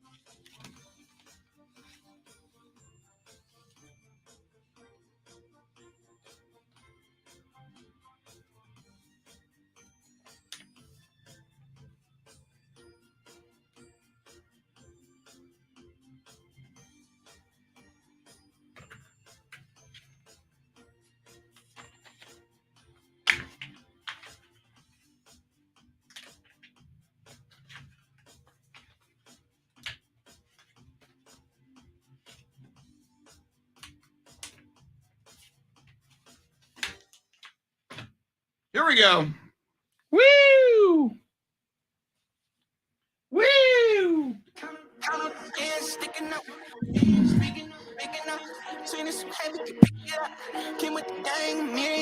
Let's get back to the Chris Duel Show with Shannon Salty Sweeney. Find Chris and Salty on Twitter at Chris Duel and at Shannon B. Sweeney. And welcome back. You can tweet at us. We tweet back at you darn near most of the time. Also on Twitter at Ticket760 and at AM1300 The Zone. Our poll question today in the aftermath of what we saw last night in overtime at Arrowhead Stadium between the Chiefs and the Bills. Is it time to change the overtime rule in the playoffs in the National Football League to allow each team to get a possession no matter what? Josh Allen, as great as his game was, as great as his season has been, didn't get a chance to touch the football after that coin toss. You can join us throughout the morning on the phone lines, 800-707-9760, or on the live video feed. Lots of good conversation there all morning long on Facebook Live, on Twitter, on YouTube. In a moment, Shannon's Salty Shakedown. But first, how about some sports birthdays and this day in sports history? On this day in 1962, Jackie Robinson became the first African-American elected to baseball's Hall of Fame. Also on that ballot was Bob Feller. Way to go, Jackie Robinson. On this day, somebody in here predicted, see if I see that, on the live video feed, somebody predicted 49ers versus the Cincinnati Bengals in the Super Bowl. Well, on this day in 1982, that was the matchup. Super Bowl 16, Pontiac Silverdome in Detroit, Michigan. San Francisco 49ers beat the Cincinnati Bengals 26-21. Joe Montana was your MVP. That was the Super Bowl the Cowboys should have been in if Montana doesn't hit Dwight Clark and if Drew Pearson can get away on that post pattern from Danny White at the very end. Not that I'm bitter. Not that I can't let it go 40 years later. Finally, on this day in 2018, former U.S. Olympic team doctor for women's gymnastics, Larry Nassar, dirtbag, scumbag, monster, found guilty of molesting over 150 girls and young ladies. He was sentenced to 175 years in prison. One of the more awful stories we'll ever know in the history of sports. Though that's your sports history. How about some sports birthdays? Born on this day in 1927, American NFL football and college football coach Jerry Burns. He coached the University of Iowa from 1961 to 1965. He was head coach of the Minnesota Vikings from 1986 to 1981. Jerry Burns was born in Detroit, Michigan. He passed away just last year in 2021. Born on this day in 1957, basketball star in the NBA. He won NBA Defensive Player of the Year in 1985 and 89, played for the Utah Jazz. Mark Eaton. Mark Eaton was born in Westminster, California. Mark Eaton also passed away just last year in 2021. Finally, born on this day in 1968 and ultimately destined for a Wheaties box. I remember the Wheaties box she was on. American gymnast, Olympic gold all-around champion in the 1984 Olympics in Los Angeles, Mary Lou Retton. Also, she was on Dancing with the Stars, as I recall. Mary Lou Retton was born in Fairmont, West Virginia. Those are your sports birthdays or your sports birthdays. That's your sports history. And now, ladies and gentlemen, boys and girls, friends, Romans, countrymen, farm animals, pole assassins, and monkeys, here it is, your Monday salty shakedown. All right, Chris. I feel bad for Antonio Brown's PR team. That is, if he even has one or still has one, if they haven't walked away from him yet. But he was back at it over the weekend. Obviously, not involved specifically with the playoffs ever since the Bucs released him, given the tantrum he threw during that Jets game. But prior to yesterday's game between the Bucs and Rams, he took to Instagram and posted a photo of him and Tom from behind. They're both in their Bucs jerseys. Tom had his arm around Antonio, and he wished him luck in the caption. He wanted to wish Tom Brady a good luck in the day's match. Cut to, Bucs end up losing to the Rams. You then go to Antonio Brown's Instagram. You check out his stories, and he turned into a meme after his most recent outburst when he took off his Bucs uniform in the middle of the game, went through the Jets end zone, and was jumping up and down with his hands in the air. A lot of people then put their own signs in Antonio Brown's hands to let them know what maybe message he was trying to get across. Well, he used that meme and inserted the words "Bucs eliminated" and posted that to his socials. Of course, everyone latched onto that immediately. First of all, sir, I don't think you're in a position to be laughing at the Bucs, right? They fired you. You may think you quit, but at the end of the day, they fired you. You're no longer part of, you didn't even get the chance to play. You didn't get the chance to get those incentives. And how do you go from hours earlier wishing Tom the best of luck, wishing the best of luck to that team, to then using a meme of yourself? He loves, and nothing Antonio Brown loves more than some Antonio Brown, to poke fun at the Bucs and essentially Tom Brady and the loss to the Rams. Chris, this guy knows that he's not coming back to the league, right? Like, he knows that. I hope so. I hope so. You know, it's just, what a jerk. This was the worst thing you can do in sports, Shannon, in my opinion, is quit on your team. This was his team. These were his locker room comrades. He quit on them. Then they go to the playoffs because they don't quit, and they're fighting their butts off, and they lose. And the guy who was your teammate up until like 3 weeks ago is posting a meme happy that you lost. I mean, that I said to somebody last night, Shannon, that would have been like Kawhi Leonard the year he quit on the Spurs when the Spurs were eliminated from the playoffs, him holding up a sign, Spurs eliminated. Yeah. I mean, as despicable as Kawhi is, he didn't do that. And somebody brought up, you know, there are comparisons between Antonio Brown and T.O., Terrell Owens. Terrell Owens, to his credit, never did anything this low. Yeah. I pray to God you're right, and I think you are, Shannon, that nobody gives this guy another opportunity in the NFL. Any team would be stupid to do so. He is nothing but trouble, and adios. I hope you become irrelevant sooner than later. Yeah, it's not. To me, it feels like he's starting to just spit on the team and on the NFL in general. He wouldn't be where he is without the NFL, without the Bucs, who brought him in late and, oh, by the way, won you a Super Bowl ring. I guess maybe the ring has powers and that's really gotten to his head. I don't know, but I'm not a fan of the wishy-washiness. Good luck, Tom Brady. Oh, wait, here's a meme of you losing.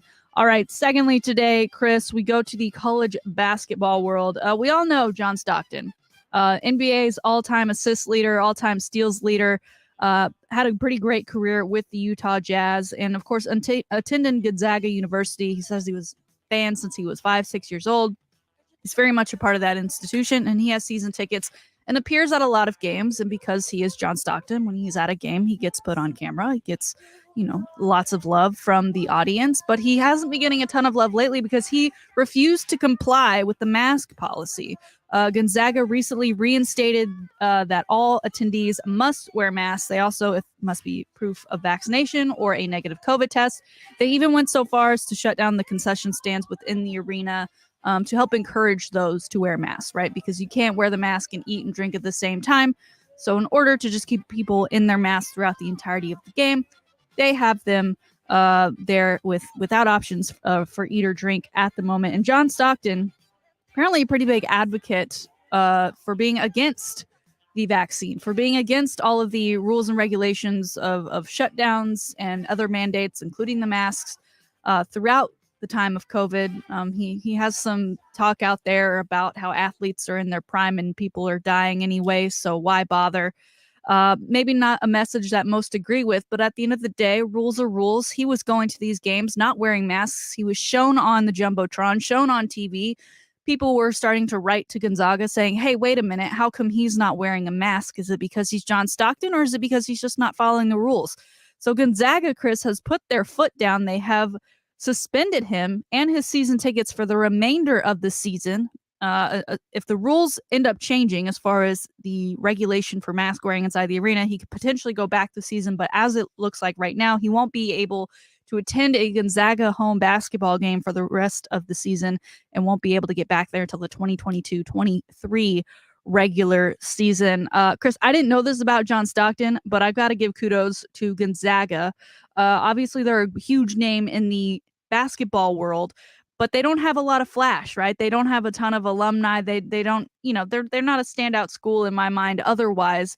But oh, by the way, that John Stockton guy, his name is in the rafters. His jersey is retired. He's kind of a big deal for them to put their foot down and say, no, sir, just because you're John Stockton, we're not going to allow this to happen. We're requiring everyone to wear masks at games, and that includes you.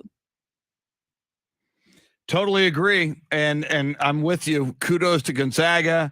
And John Stockton, I understand his right not to wear a mask. I understand his right not to believe in science and medicine and the vast majority of epidemiologists. That's fine. But if you do that, and there's this group of people in this stadium where Gonzaga plays that do believe and are trying with these mask mandates and vaccination card checks to safeguard people so that people don't get killed. And a lot of people have died. If you look at the numbers, I didn't know that about John Stockton either. I kind of liked him over the years. I guess I'll still kind of like him, but I must say I am disappointed here. And you make a huge point.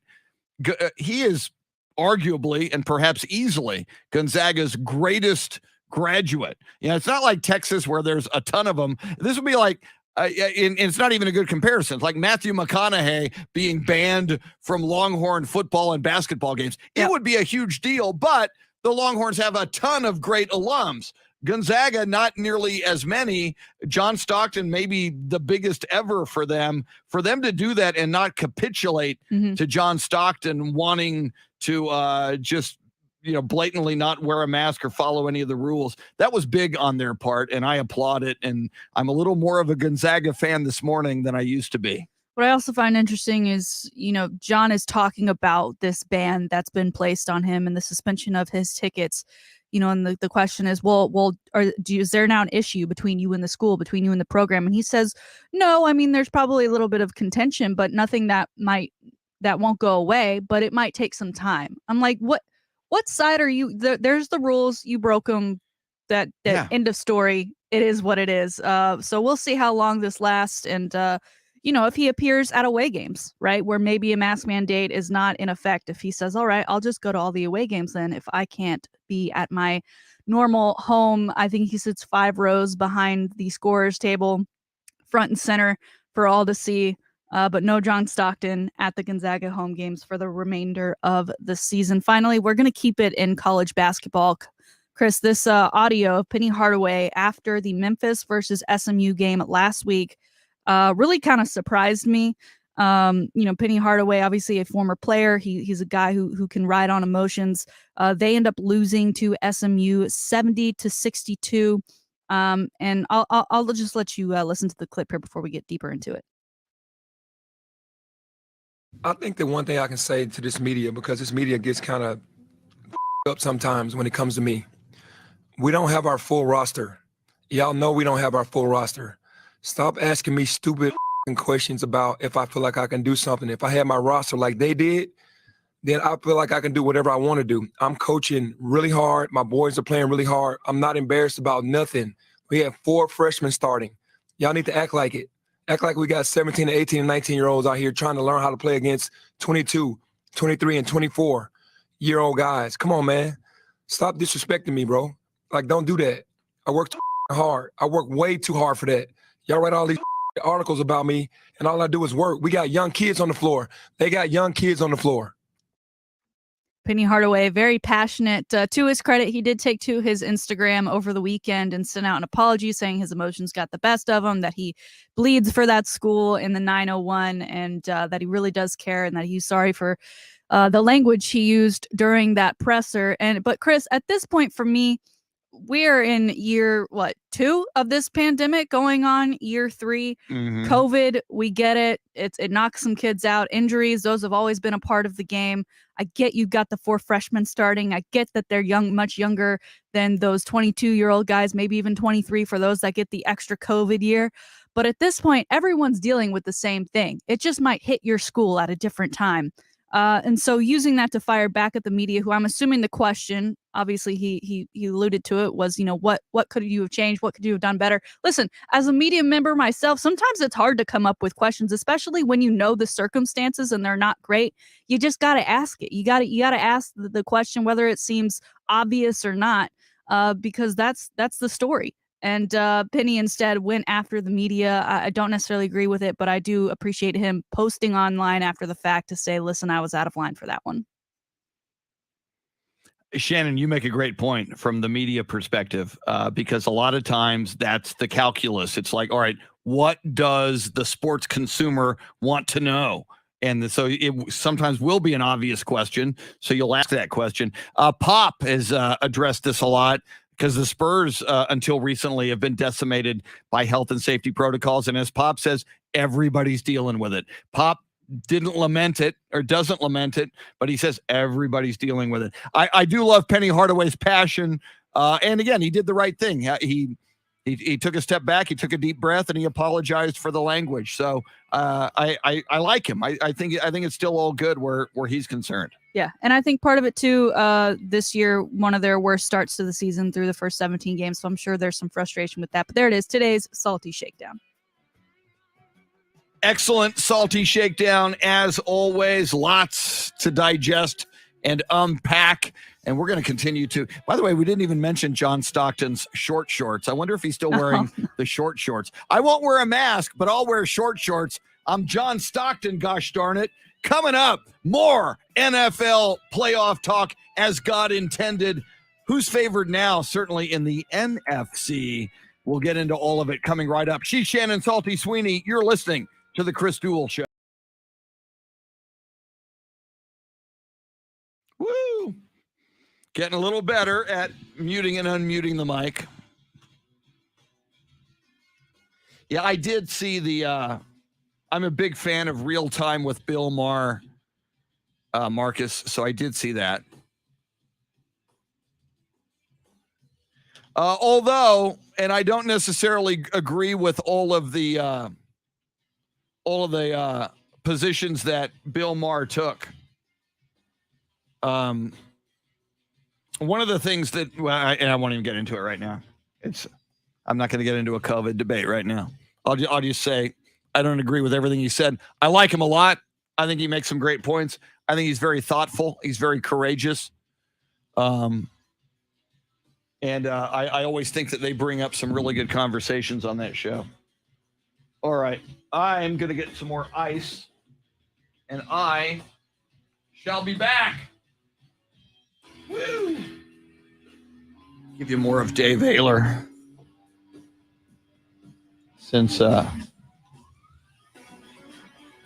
taking a little break. There he is. It's a nice looking jacket he's got going on. I have to ask him about that. Very stylish.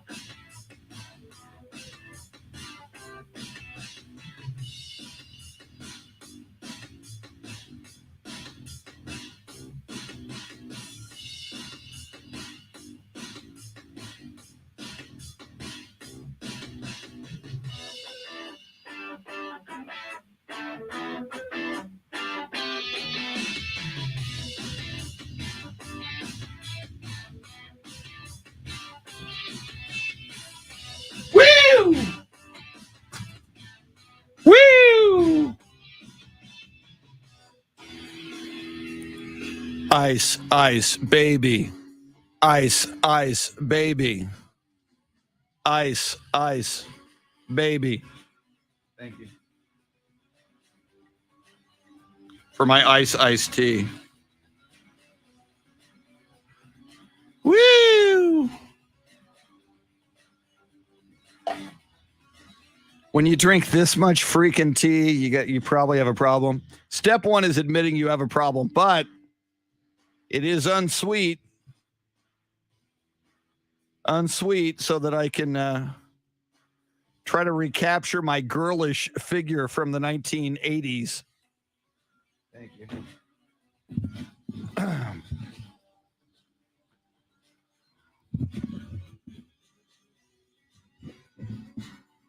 Nice jacket, Dave OEHLER. That's a stylish jacket, man. Is that new? It looks good. I like it.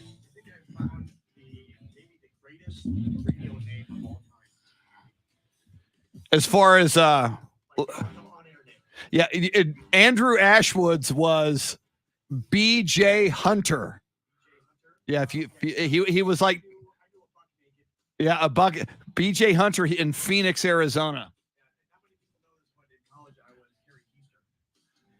Harry Keister, very nice. Yep. Apparently, there's somebody who just I'm just looking at some radio news. He was just fired from Westwood One, so he is available. His name is Marconi Baloney. Marconi Baloney is available. Nice. That may be one of the best radio names I've ever heard. Wow.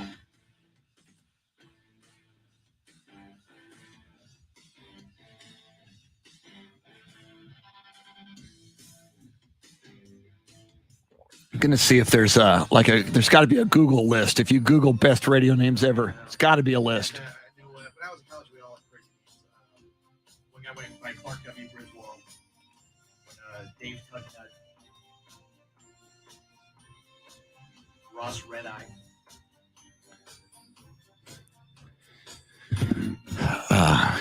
On Google, staccato sounds.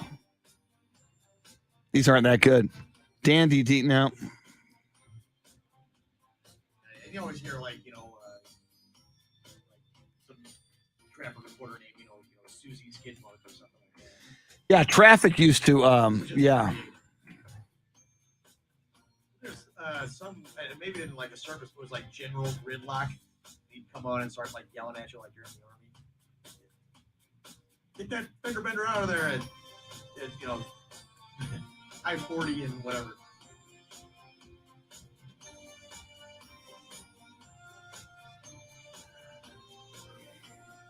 Marconi Blunt.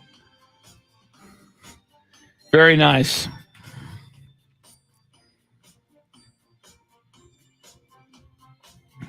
little pissed off I didn't think of that one first.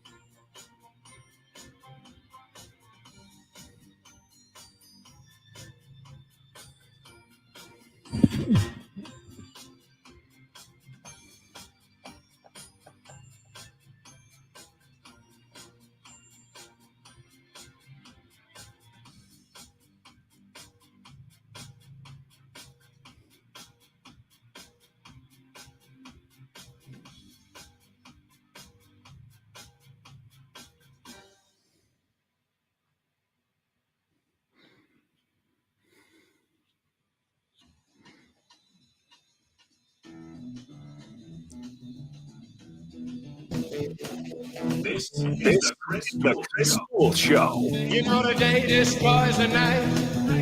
Night divides the day. Try to run, try to hide. Break on through to the other side. Break on through to the other side. Break on through to the other side, yeah. Now, Chris Duel. We continue to react with you to the greatest weekend of playoff football in the National Football League. Every single game, a walk-off victory. 3 of them by field goal, 1 of them in overtime by touchdown pass. Welcome in. It is the Chris Duel Show with Shannon, Salty, Sweeney. You are invited to join us within the next hour. You can dial us up on the phone line, 800-707-9760. Oh, by the way, at 8:20, and that is just about 12 minutes away, 12, 13 minutes away, another grand in your hand cash contest. Somebody wins $1,000 each and every hour throughout the day, today and all week long. We do it up until 6:20 tonight on the 20s. You get a keyword, you go take it to the website, and you're in the money, and somebody wins $1,000 every hour. Lots of people joining us as well on the live video feed that you can access via Facebook Live, Twitter, or YouTube. And Shannon, so many great games and a lot of discussion continuing, and it is our poll question today. that game between the Kansas City Chiefs and the Buffalo Bills last night goes to overtime. Both teams looked unstoppable. I still believe both teams kind of were unstoppable, but the way it played out, because Josh Allen, quarterback of the Buffalo Bills, called tails instead of heads, and the coin toss was heads to begin overtime, Josh Allen sat on the sidelines and would never touch the ball in overtime as the Chiefs drove the ball down the field. Ultimately, Patrick Mahomes to Travis Kelce for the overtime touchdown, giving the win to the Kansas City Chiefs 42-36 in overtime. And it's interesting, Shannon. I'm not sure, had I not seen the game last night, had it not played out the way it played out, I still might have been. I'm kind of an old school guy who says, hey, man, if you don't want it to end that way, you better play some defense. Your defense better get a stop. But the more I think about it, the rules have evolved and the game has evolved. It's a passing game. It's an offensive game. And because of that, the defense is not as equipped as it once was to get that stop in overtime. So I now lean toward let's give each team a possession no matter what in NFL playoff overtime. Yeah, I mean, with the way things were going, just those final 2 minutes, I mean, those defensives seemed gassed. I mean, on the Kansas City side, those Gabriel Davis touchdowns for the Bills, I mean, he was spectacular last night. I'm sure anyone who plays fantasy is going to look to draft that guy next year early on. You thought the standout was going to be Diggs. I think he ended with just 7 yards last night, but Gabriel Davis with those 4 touchdowns and those 2 that were huge. I mean, he was next to wide open. And then on the other side, the Bills defense was getting worn down. I think they were playing tighter in the secondary compared to what Kansas did. But even the Bills O-line, you started to see Josh have to scramble that much more as the game went on, as it got closer to the end, because guys were just tired and breaking down. And so for that, I feel like, okay, you mentioned the style of the game now, right? Like that to me just propels that fight even more of, okay, we need to give both teams chances here because, it's more about the offenses right now than it is about the defenses. And I must admit, Shannon, and I, like you, pay attention to football each and every weekend, college and pro. I didn't know Gabriel Davis. I had to go learn more about him. He was a 4th round pick of the Bills in 2020, the number 128 overall. He went to UCF. And you're right. I mean, my God, he had, let me pull up his numbers. He had 8 catches, 201 yards. He averaged 25 yards per catch. And as you mentioned, 4 touchdowns last night for the Buffalo Bills. A star is born last night, albeit in defeat for the Bills, and his name is Gabriel Davis. My goodness. Wow. Yeah. And I think obviously a lot of the conversation was about the quarterbacks last night and how this will be part of their legacy. I don't think we'll forget Josh Allen because of the loss, right? Because he played so spectacularly. But again, Davis, you said his star is born. I think you're exactly right. And that, I think last year the story was when the Bills lost to the Chiefs, that Stephon Diggs picture of him standing on the sideline while the Chiefs were celebrating their victory, while they were celebrating moving on in the playoffs. I think this year they'll remember Gabriel Davis, and I'm sure when they meet next year in the regular season, they're going to pay attention to that guy because he managed to get himself wide open time and time again for the Bills. And I mean, you think about it and you look ahead a little bit to next year's regular season, Shannon. As you mentioned, the Bills will play the Chiefs again. I imagine if you're the Bills, you're hoping to find a way to play that AFC Championship game, if indeed it does happen again next year, in Orchard Park, New York, in the Bills Stadium. You look at this Bills season and 2 of their losses, the one to Jacksonville, which was totally inexplicable. How do you possibly lose to the Jacksonville Jaguars? But they did. Manning cast this season, kind of like Yeah. Manning cast curse. Huge point. And it was Josh Allen, That's correct, right. who was on the Manning cast That's right. the week before. So there's the Manning cast That's curse. We believe in jinxes and curses on this show. And then that loss to New England where, Belichick only had the Patriots throw 3 passes. Mac Jones only threw 3 passes and only threw 1 pass through 3 quarters in that game. Win either one of those games, and certainly win both. And this AFC, this game wasn't the AFC Championship; it was a divisional game, but would have been theoretically in Buffalo. And as close as this was at Arrowhead, and as we know, Buffalo did win in the regular season at Arrowhead. You tip the scales a little bit and make it a home game for Buffalo last night. And I think Buffalo would have won this game at home last night. I just think that little extra home cooking, knowing that home field, home crowd, I think, advantages were minuscule last night for the Kansas City Chiefs. But certainly that is something you look at Buffalo and go, all right, how do we win the damn thing next year? How do we get to the Super Bowl next year?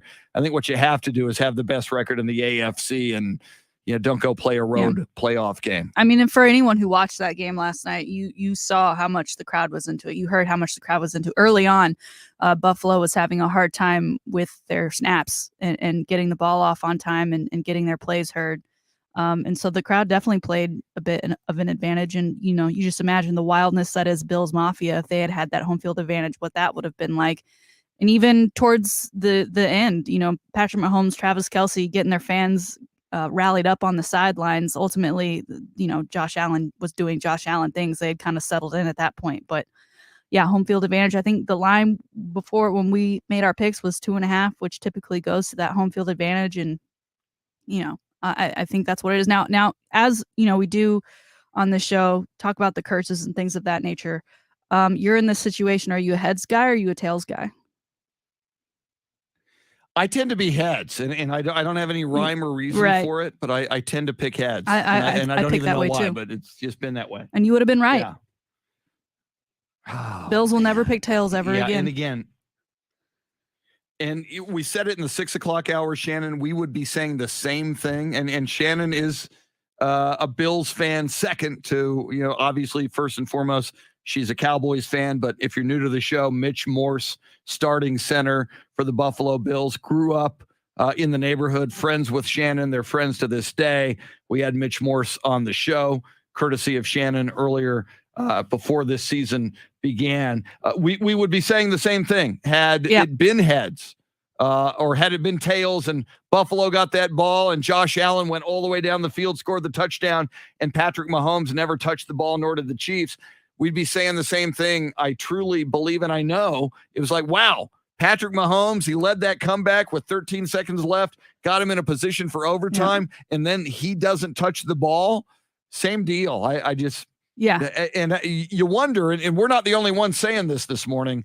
A lot of national analysts and TV and radio sports people are saying it. You wonder when the competition committee meets in the offseason if there will be enough sway to maybe have the NFL look closer at this. Yeah, we talk about it all the time. More football is good football.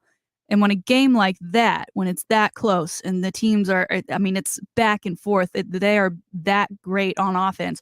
You want to see more of it. And it kind of felt like we didn't, I maybe felt a little more deflated because obviously I wanted the Bills to win, but you're kind of, there was this 1-2 punch going on in those final 2 minutes of, oh my gosh, there's this amount of time. Are they going to be able to do it? Oh my God, now there's only 13 seconds. What are they going to be able to do?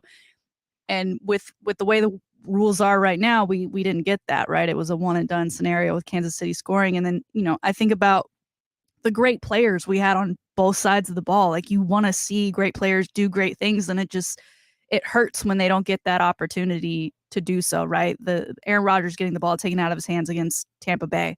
Patrick Mahomes not getting a chance versus the Patriots a couple of years ago. Now Josh Allen and his squad not getting the chance against Kansas City.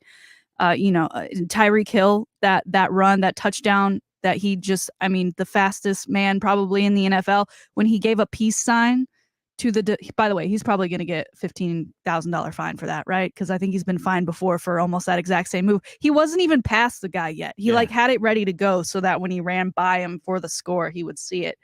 Just incredible players, obviously, with Mahomes to Kelsey to win the whole thing. I mean, it was storybook last night, and I enjoyed the back and forth because I do enjoy both teams, and I enjoy good football. But because the way the overtime rules are right now, it just feels like, there wasn't as much as Kansas City won that game. I wish there was that back and forth to say, okay, this is the outright winner. They truly were able to either finally get a stop or outscore the opponent, and without the Bills getting a chance to get the ball, it fell flat for me. And you get a little bit of a feeling, over the years, a number of years ago, it was Brady versus Peyton Manning.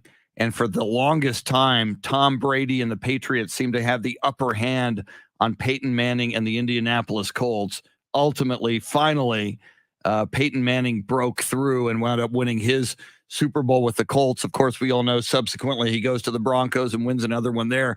But you're kind of feeling this a little bit this morning, Shannon, for Josh Allen, who is emerging as, if there was no Patrick Mahomes, it kind of feels like each of the last couple of years, Buffalo would have, and Josh Allen might have gone to a Super Bowl and won it. Yep. And it's almost like the nemesis of Josh Allen and the Buffalo Bills is Patrick Mahomes right now. Eventually, usually the tide turns. But if you're a Buffalo fan, you're saying, hey, man, we had all those years of Jim Kelly. It's like, and Jim Kelly was a great quarterback. And those Buffalo teams under Marv Levy that went to 4 straight Super Bowls, nobody's ever done that. They went to 4 straight Super Bowls. And certainly the one where Norwood, now known as Norwide, misses that field goal against the Giants that would have won the game for the Bills.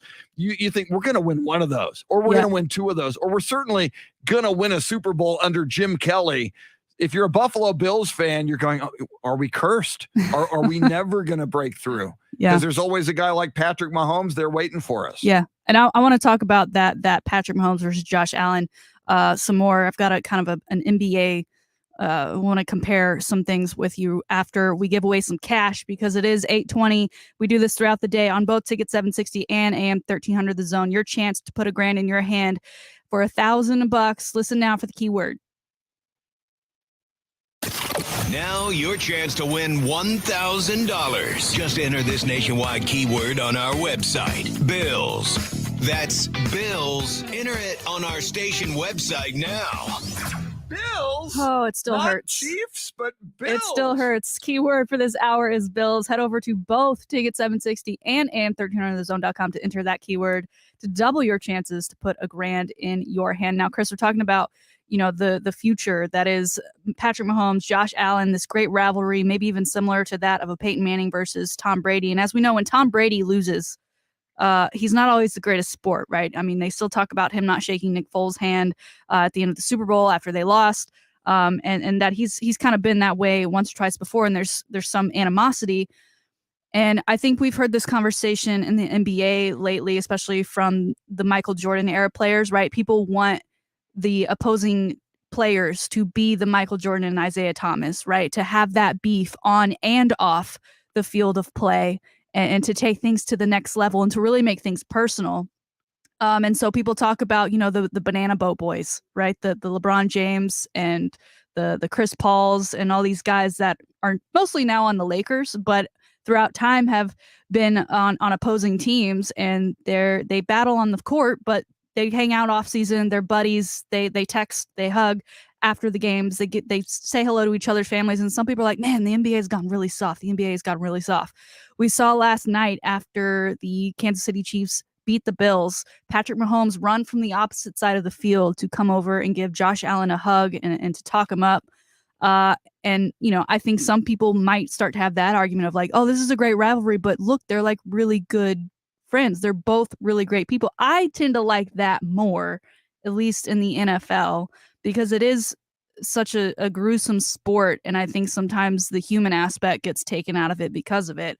I like seeing that. And I think it almost makes the two of them going against each other that much better, because now that the Bills are out of it, Josh Allen's probably going to be sitting at home watching these games, cheering for Patrick Mahomes the way Patrick Mahomes would probably be cheering for Josh Allen had it gone the other way. So I don't know what your thoughts are on that, but as we look at the future, I'm like, these guys that are the younger generation that are, always on social media, they're always talking up other players on opposing teams. I think that's part of the new era of the game. And I love seeing it on the field, especially after a game like this. And I think, as you described that, Shannon, it strikes me that's good for kids too. If you're a 10-year-old kid watching sports, to see that when the game is over, I mean, you battle your heart out, you fight as hard as you can, but when the game is over, you go over and you congratulate your opponent. I just, you talk about Michael Jordan and his grudges that he holds to this day, Isaiah Thomas, and you make a great point about Tom Brady and Nick Foles and others whenever Tom Brady loses. If you're a kid and you're idolizing, for example, Tom Brady today, when you lose a game, maybe you feel, you're supposed to pout. You're supposed to blow off your opponent. You're not supposed to get in line like so many kids' youth sports leagues do and congratulate the other team. So, yeah, I think it's a very good, not a precedent because I'm sure it was done before over the years, but I think it's a very good trend, and I think it's good for all of us. It's not just good for kids, but I think first and foremost, it's good to be a role model for kids because they are, whether they like it or not. But I think for the rest of us to see, competition, you work hard, you compete hard, but when it's over, you go be friends. It's the right thing to do in any endeavor, I think. And at the same time, I don't, we're not saying they got to be the best of friends, but I think the best competitors and the best athletes, real recognize real, game recognized game. And after a game last night, I mean, Patrick Mahomes probably knows in the back of his mind that there was that chance that if the Bills won the toss, that would be it. Because look at what they were doing and seeing both of them on the sidelines throughout that final 2 minutes, right? They think they've got it. And then the other team, the cool, calm, and collectedness that both of those guys had on, like, you're like, they have no fear. They have no fear. It's outstanding. I'm looking forward to the future. And, I just for my sake of sleeping well at night, I do hope they are buddies off the field. Yeah. Well, and you also bring up a tremendous point. They have no fear. We talked earlier about Evan McPherson, the rookie kicker for the Cincinnati Bengals, known as Money McPherson. Before he goes out for the game-winning kick against the Titans, he says to Joe Burrow, "Well, looks like we're going to the AFC Championship game." In an even bigger way, because so much more is on their shoulders, I guess you could argue, Patrick Mahomes and Josh Allen. I mean, think about that. Your whole life, you fight for this, you build for this. And if you're in the NFL, you do realize, and especially in the case of a Josh Allen who hasn't won a Super Bowl yet, there are guys like a Dan Marino and a Dan Fouts, I'm sure, and a Tony Romo most recently. There are guys out there who don't go to Super Bowls or win Super Bowls. Marino went to one his rookie year and did not win it. Fouts never went. Romo never went. If you're Josh Allen, to know that everything's on the line for you, for your fan base, for your city, for your career, and to still be that cool, calm, and collected, and to relish the pressure and the moment, it's just very, very cool. And it's cool to watch. It's fun. More good football to come, hopefully, this weekend, even though it feels at this moment the Chiefs are going to win it all and win it all handedly. Said they open as a 7-point favorite over the Bengals this weekend. Okay. Joe Burrow, baby. I expect the Chiefs to win, but I said it a week ago. There's something magic about Joe Burrow that he might just shock the world. And depending on how big that line goes, if that goes over 7 by the time we make our picks on Friday, if that goes to 7.5 or 8, I might just pick Bengals spread wise to either keep that thing tight or maybe win it outright. Let's talk. We've talked a lot, of Bills and Chiefs, and we should. Let's talk NFC. Are the 49ers a team of destiny? They won on the road at the Rams, the team they'll play next weekend. Then they go and win on the road at the Cowboys. Thanks for nothing, Cowboys. Then they go on the road and win at Lambeau. Should they be favored, no matter what Las Vegas says, are the hottest team in the NFC and the team to be very afraid of, the San Francisco 49ers. And let's talk about the Dallas Cowboys. Why don't the Cowboys do what the 49ers did? Why don't the Cowboys do what the Cincinnati Bengals did? Why don't the Cowboys get hot in December and January and win games in the playoffs that people aren't expecting them to win? Never, ever, ever, ever happens for the Dallas Cowboys. Will that change? And Dez Bryant thinks he has the solution to put the Cowboys over the hump and to go deep in the playoffs. We'll get into that and more. She is Shannon Salty Sweeney. Dave Oehler making the show go. We are with you till 9 on the Chris Duel Show.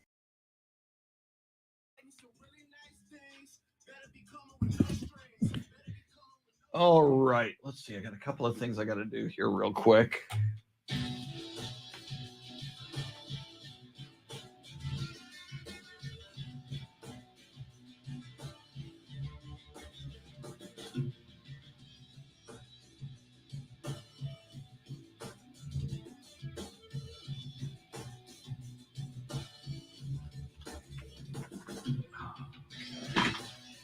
Woo!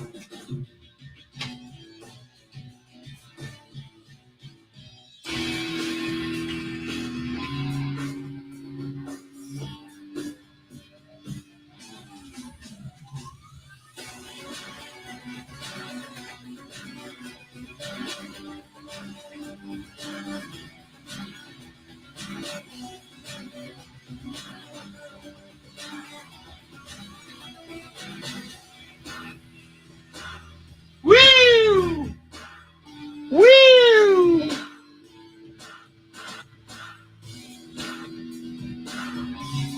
Woo!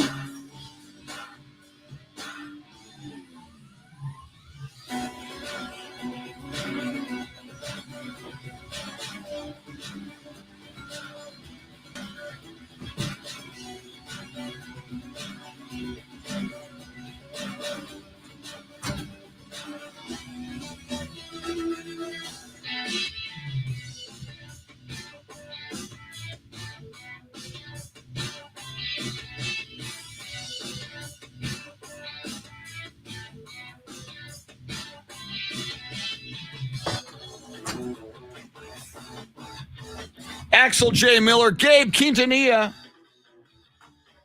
the Hammer.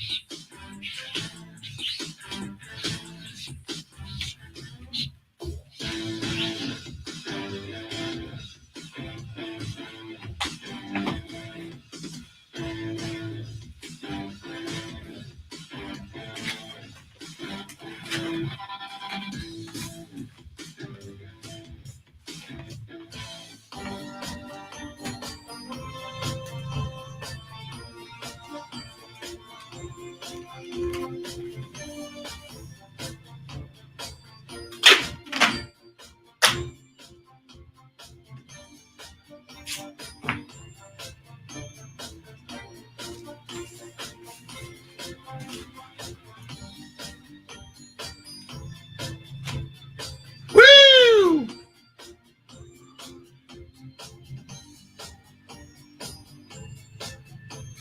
Axel J. Miller, 30 degrees in Denver. Good morning, Gabe Quintanilla.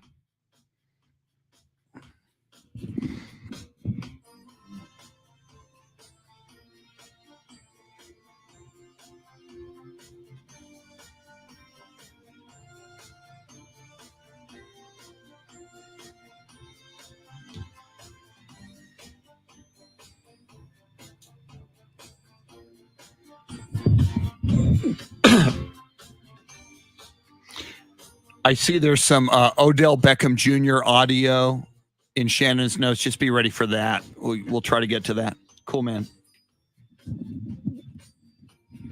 Woo! Woo!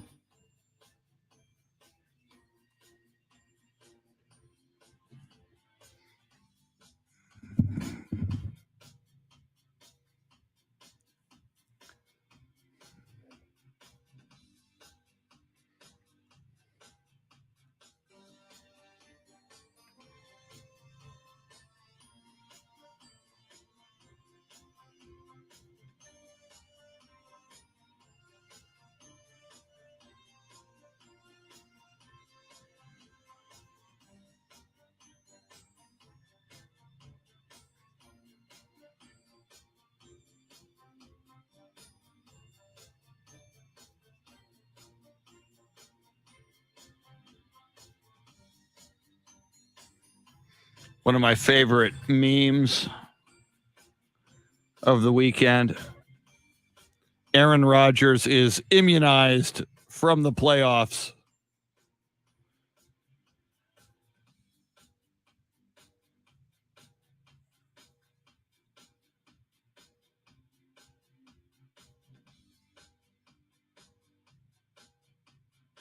Sixers interested in James Harden. That's interesting.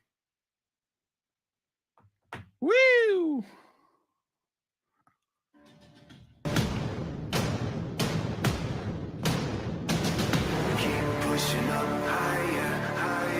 Back to the Chris Duel Show with Shannon Salty Sweeney.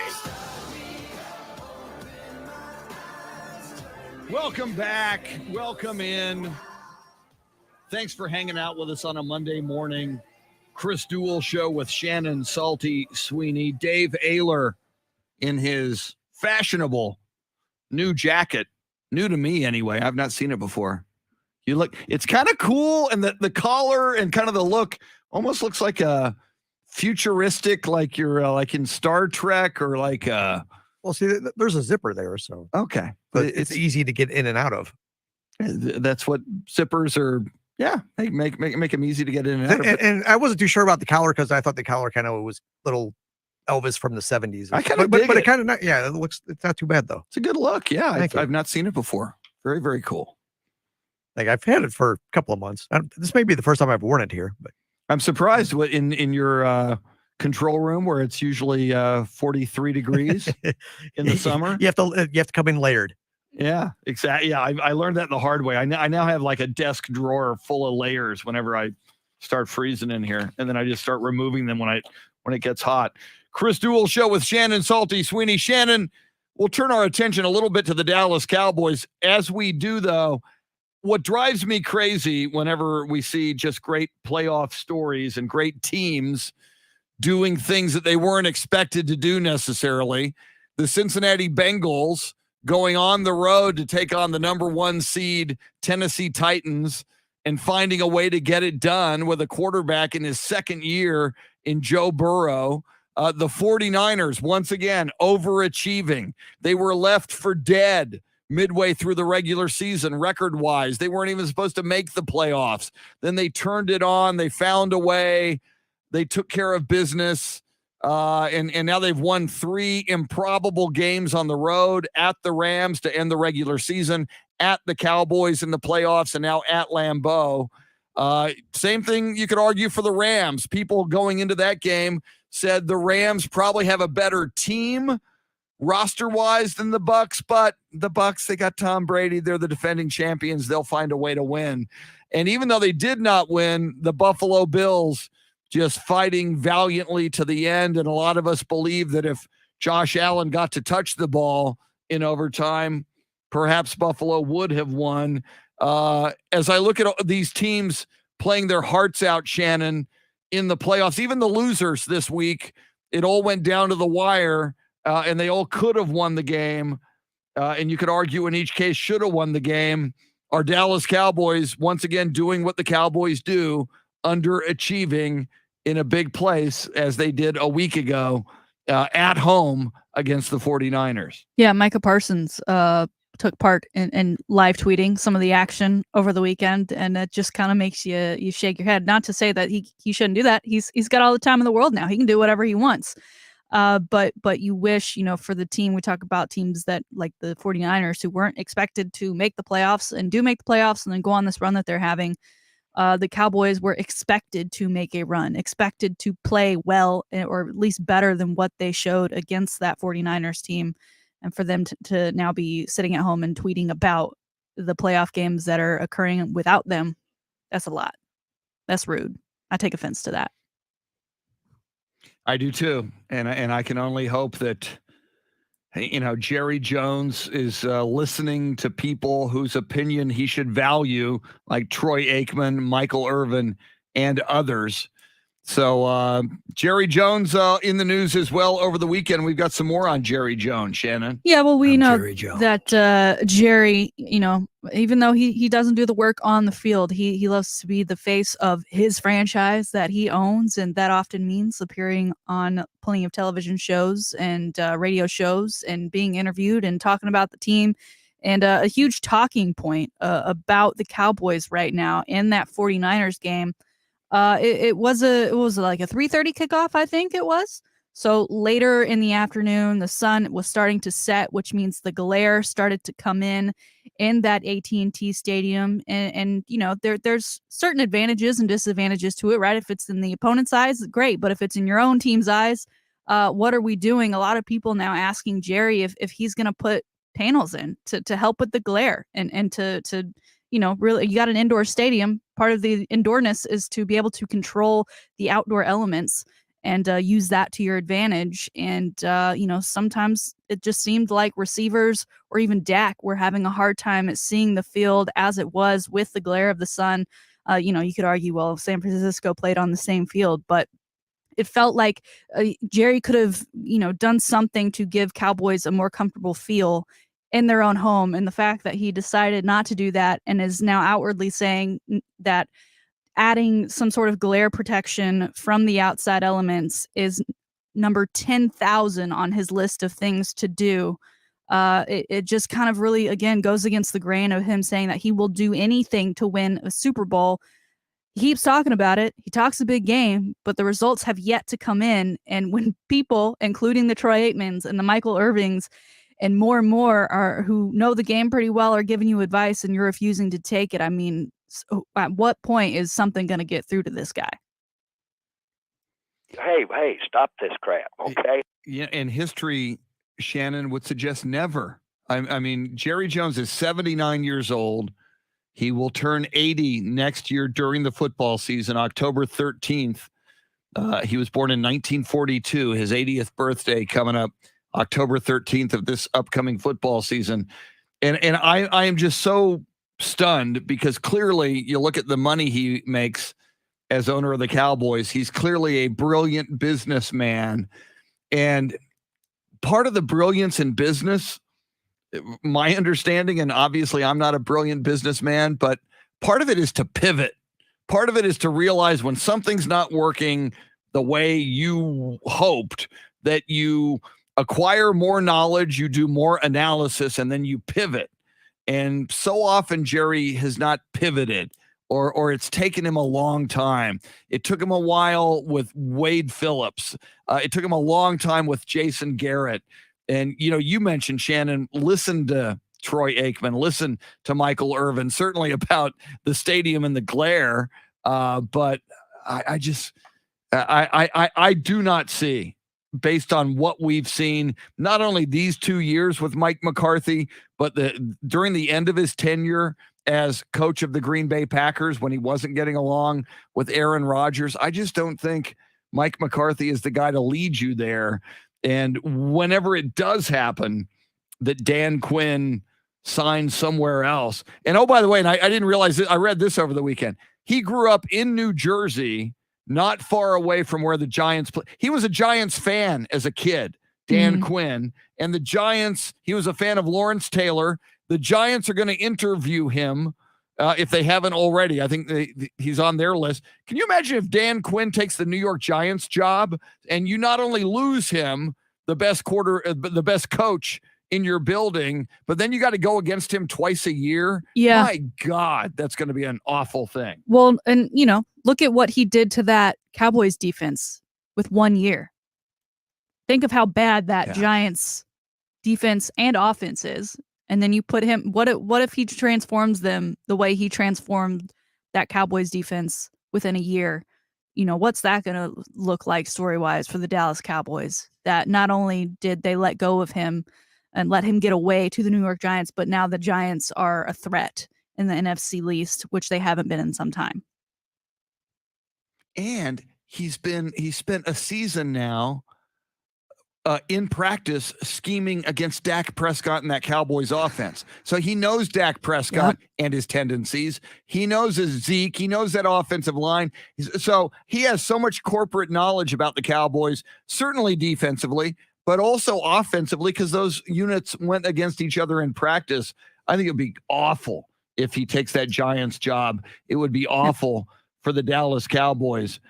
Speaking of the NFL and this weekend, you've got some information about Odell Beckham Jr. and him University. What's that all about? So, primetime games, part of the fun, especially I'm sure if you're a parent of any of these starting athletes on the field, is they get introduced, right? During the games get started. They introduce the offensive side, the defensive side. And I forget what station specifically, but they like to do the video pop-up where each guy introduces himself. And as we know, Odell Beckham Jr. went to LSU. The last time we saw him at an LSU game, he was passing out cash to students, and this was before NIL took place, so that was a huge no-no. But instead of introducing himself as Odell Beckham Jr., LSU, yesterday he said OBJ, him University. And I don't know what that is. I don't know if anybody knows what that is. If you do, please tell me. Because it was very strange. It immediately trended on Twitter. I know sometimes there's been guys that have even just gone with their high school, or they've kind of said something else, or people from Ohio State loved the Ohio State University. But that one for OBJ, I mean, okay, it's Odell Beckham Jr., so it kind of makes sense, right? It's not just like some random dude where you're like, wait a minute, what? But we all know where you went to school, bro. So why are you changing it up on us? Him University. And do we have Dave, do we have audio on that, on the Him University? OBJ, him university. That's just weird. And again, though, here we are talking about it, which probably was the idea, right? To kind of be cryptic and get people guessing and get people wondering. I don't know. It's just weird. It was very much an OBJ kind of move. I am happy for him, though, that he's with the Rams and that he's, getting success much more so than I would be if he was still with the Giants and having that success. But he's had quite the career, and I think he's in a good situation right now. Yeah, and on a certain level, I'm angry at the Rams for going out and getting Von Miller and getting Odell Beckham Jr. I mean, they seem to be, but I mean they're they're crazy like a fox and they're sly, and they go get Matthew Stafford. Can you imagine if you're Jared Goff right now? I mean, you were there, you had your opportunity, you thought you were their quarterback. You thought you were the guy to deliver a Super Bowl championship for them. Sean McVay and the Rams give up on you. They exile you to Detroit. They bring Matthew Stafford from Detroit. And again, Von Miller, Odell Beckham Jr., and it all seems to work out. Von Miller looked like he was really having an impact yesterday. 4 tackles, one of which it wasn't one of the tackles, but a hit to the face of Tom Brady that bloodied his lip, that angered and wound up costing the Buccaneers 15 yards because whatever Brady said, he got his first ever unsportsmanlike conduct penalty in his career. I mean, if you're a Rams fan, I mean, you kind of wish the Cowboys would do this, right? Go get the quarterback you need to get you to the Super Bowl. Go get a defender you need, an impact defender. Same thing with Jalen Ramsey. They acquired Jalen Ramsey from the Jacksonville Jaguars. It seems like they're making all the right moves. Yeah, I mean they are doing. They're practicing what Jerry Jones is preaching, right? Jerry Jones is over here talking about he'll do anything. But like Meatloaf, but he won't do that.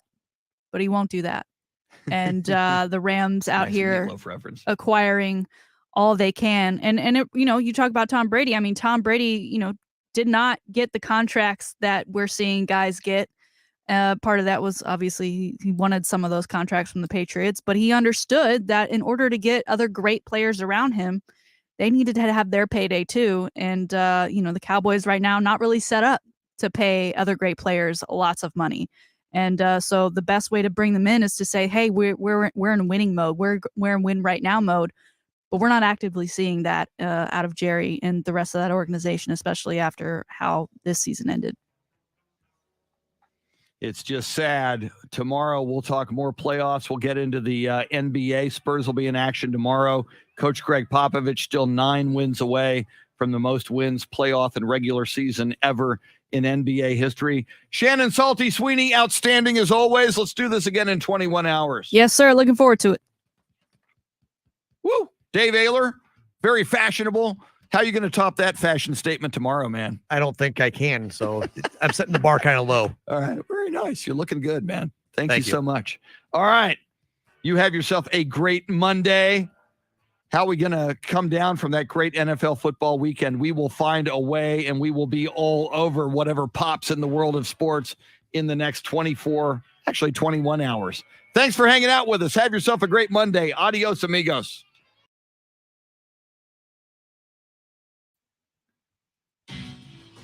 See you later.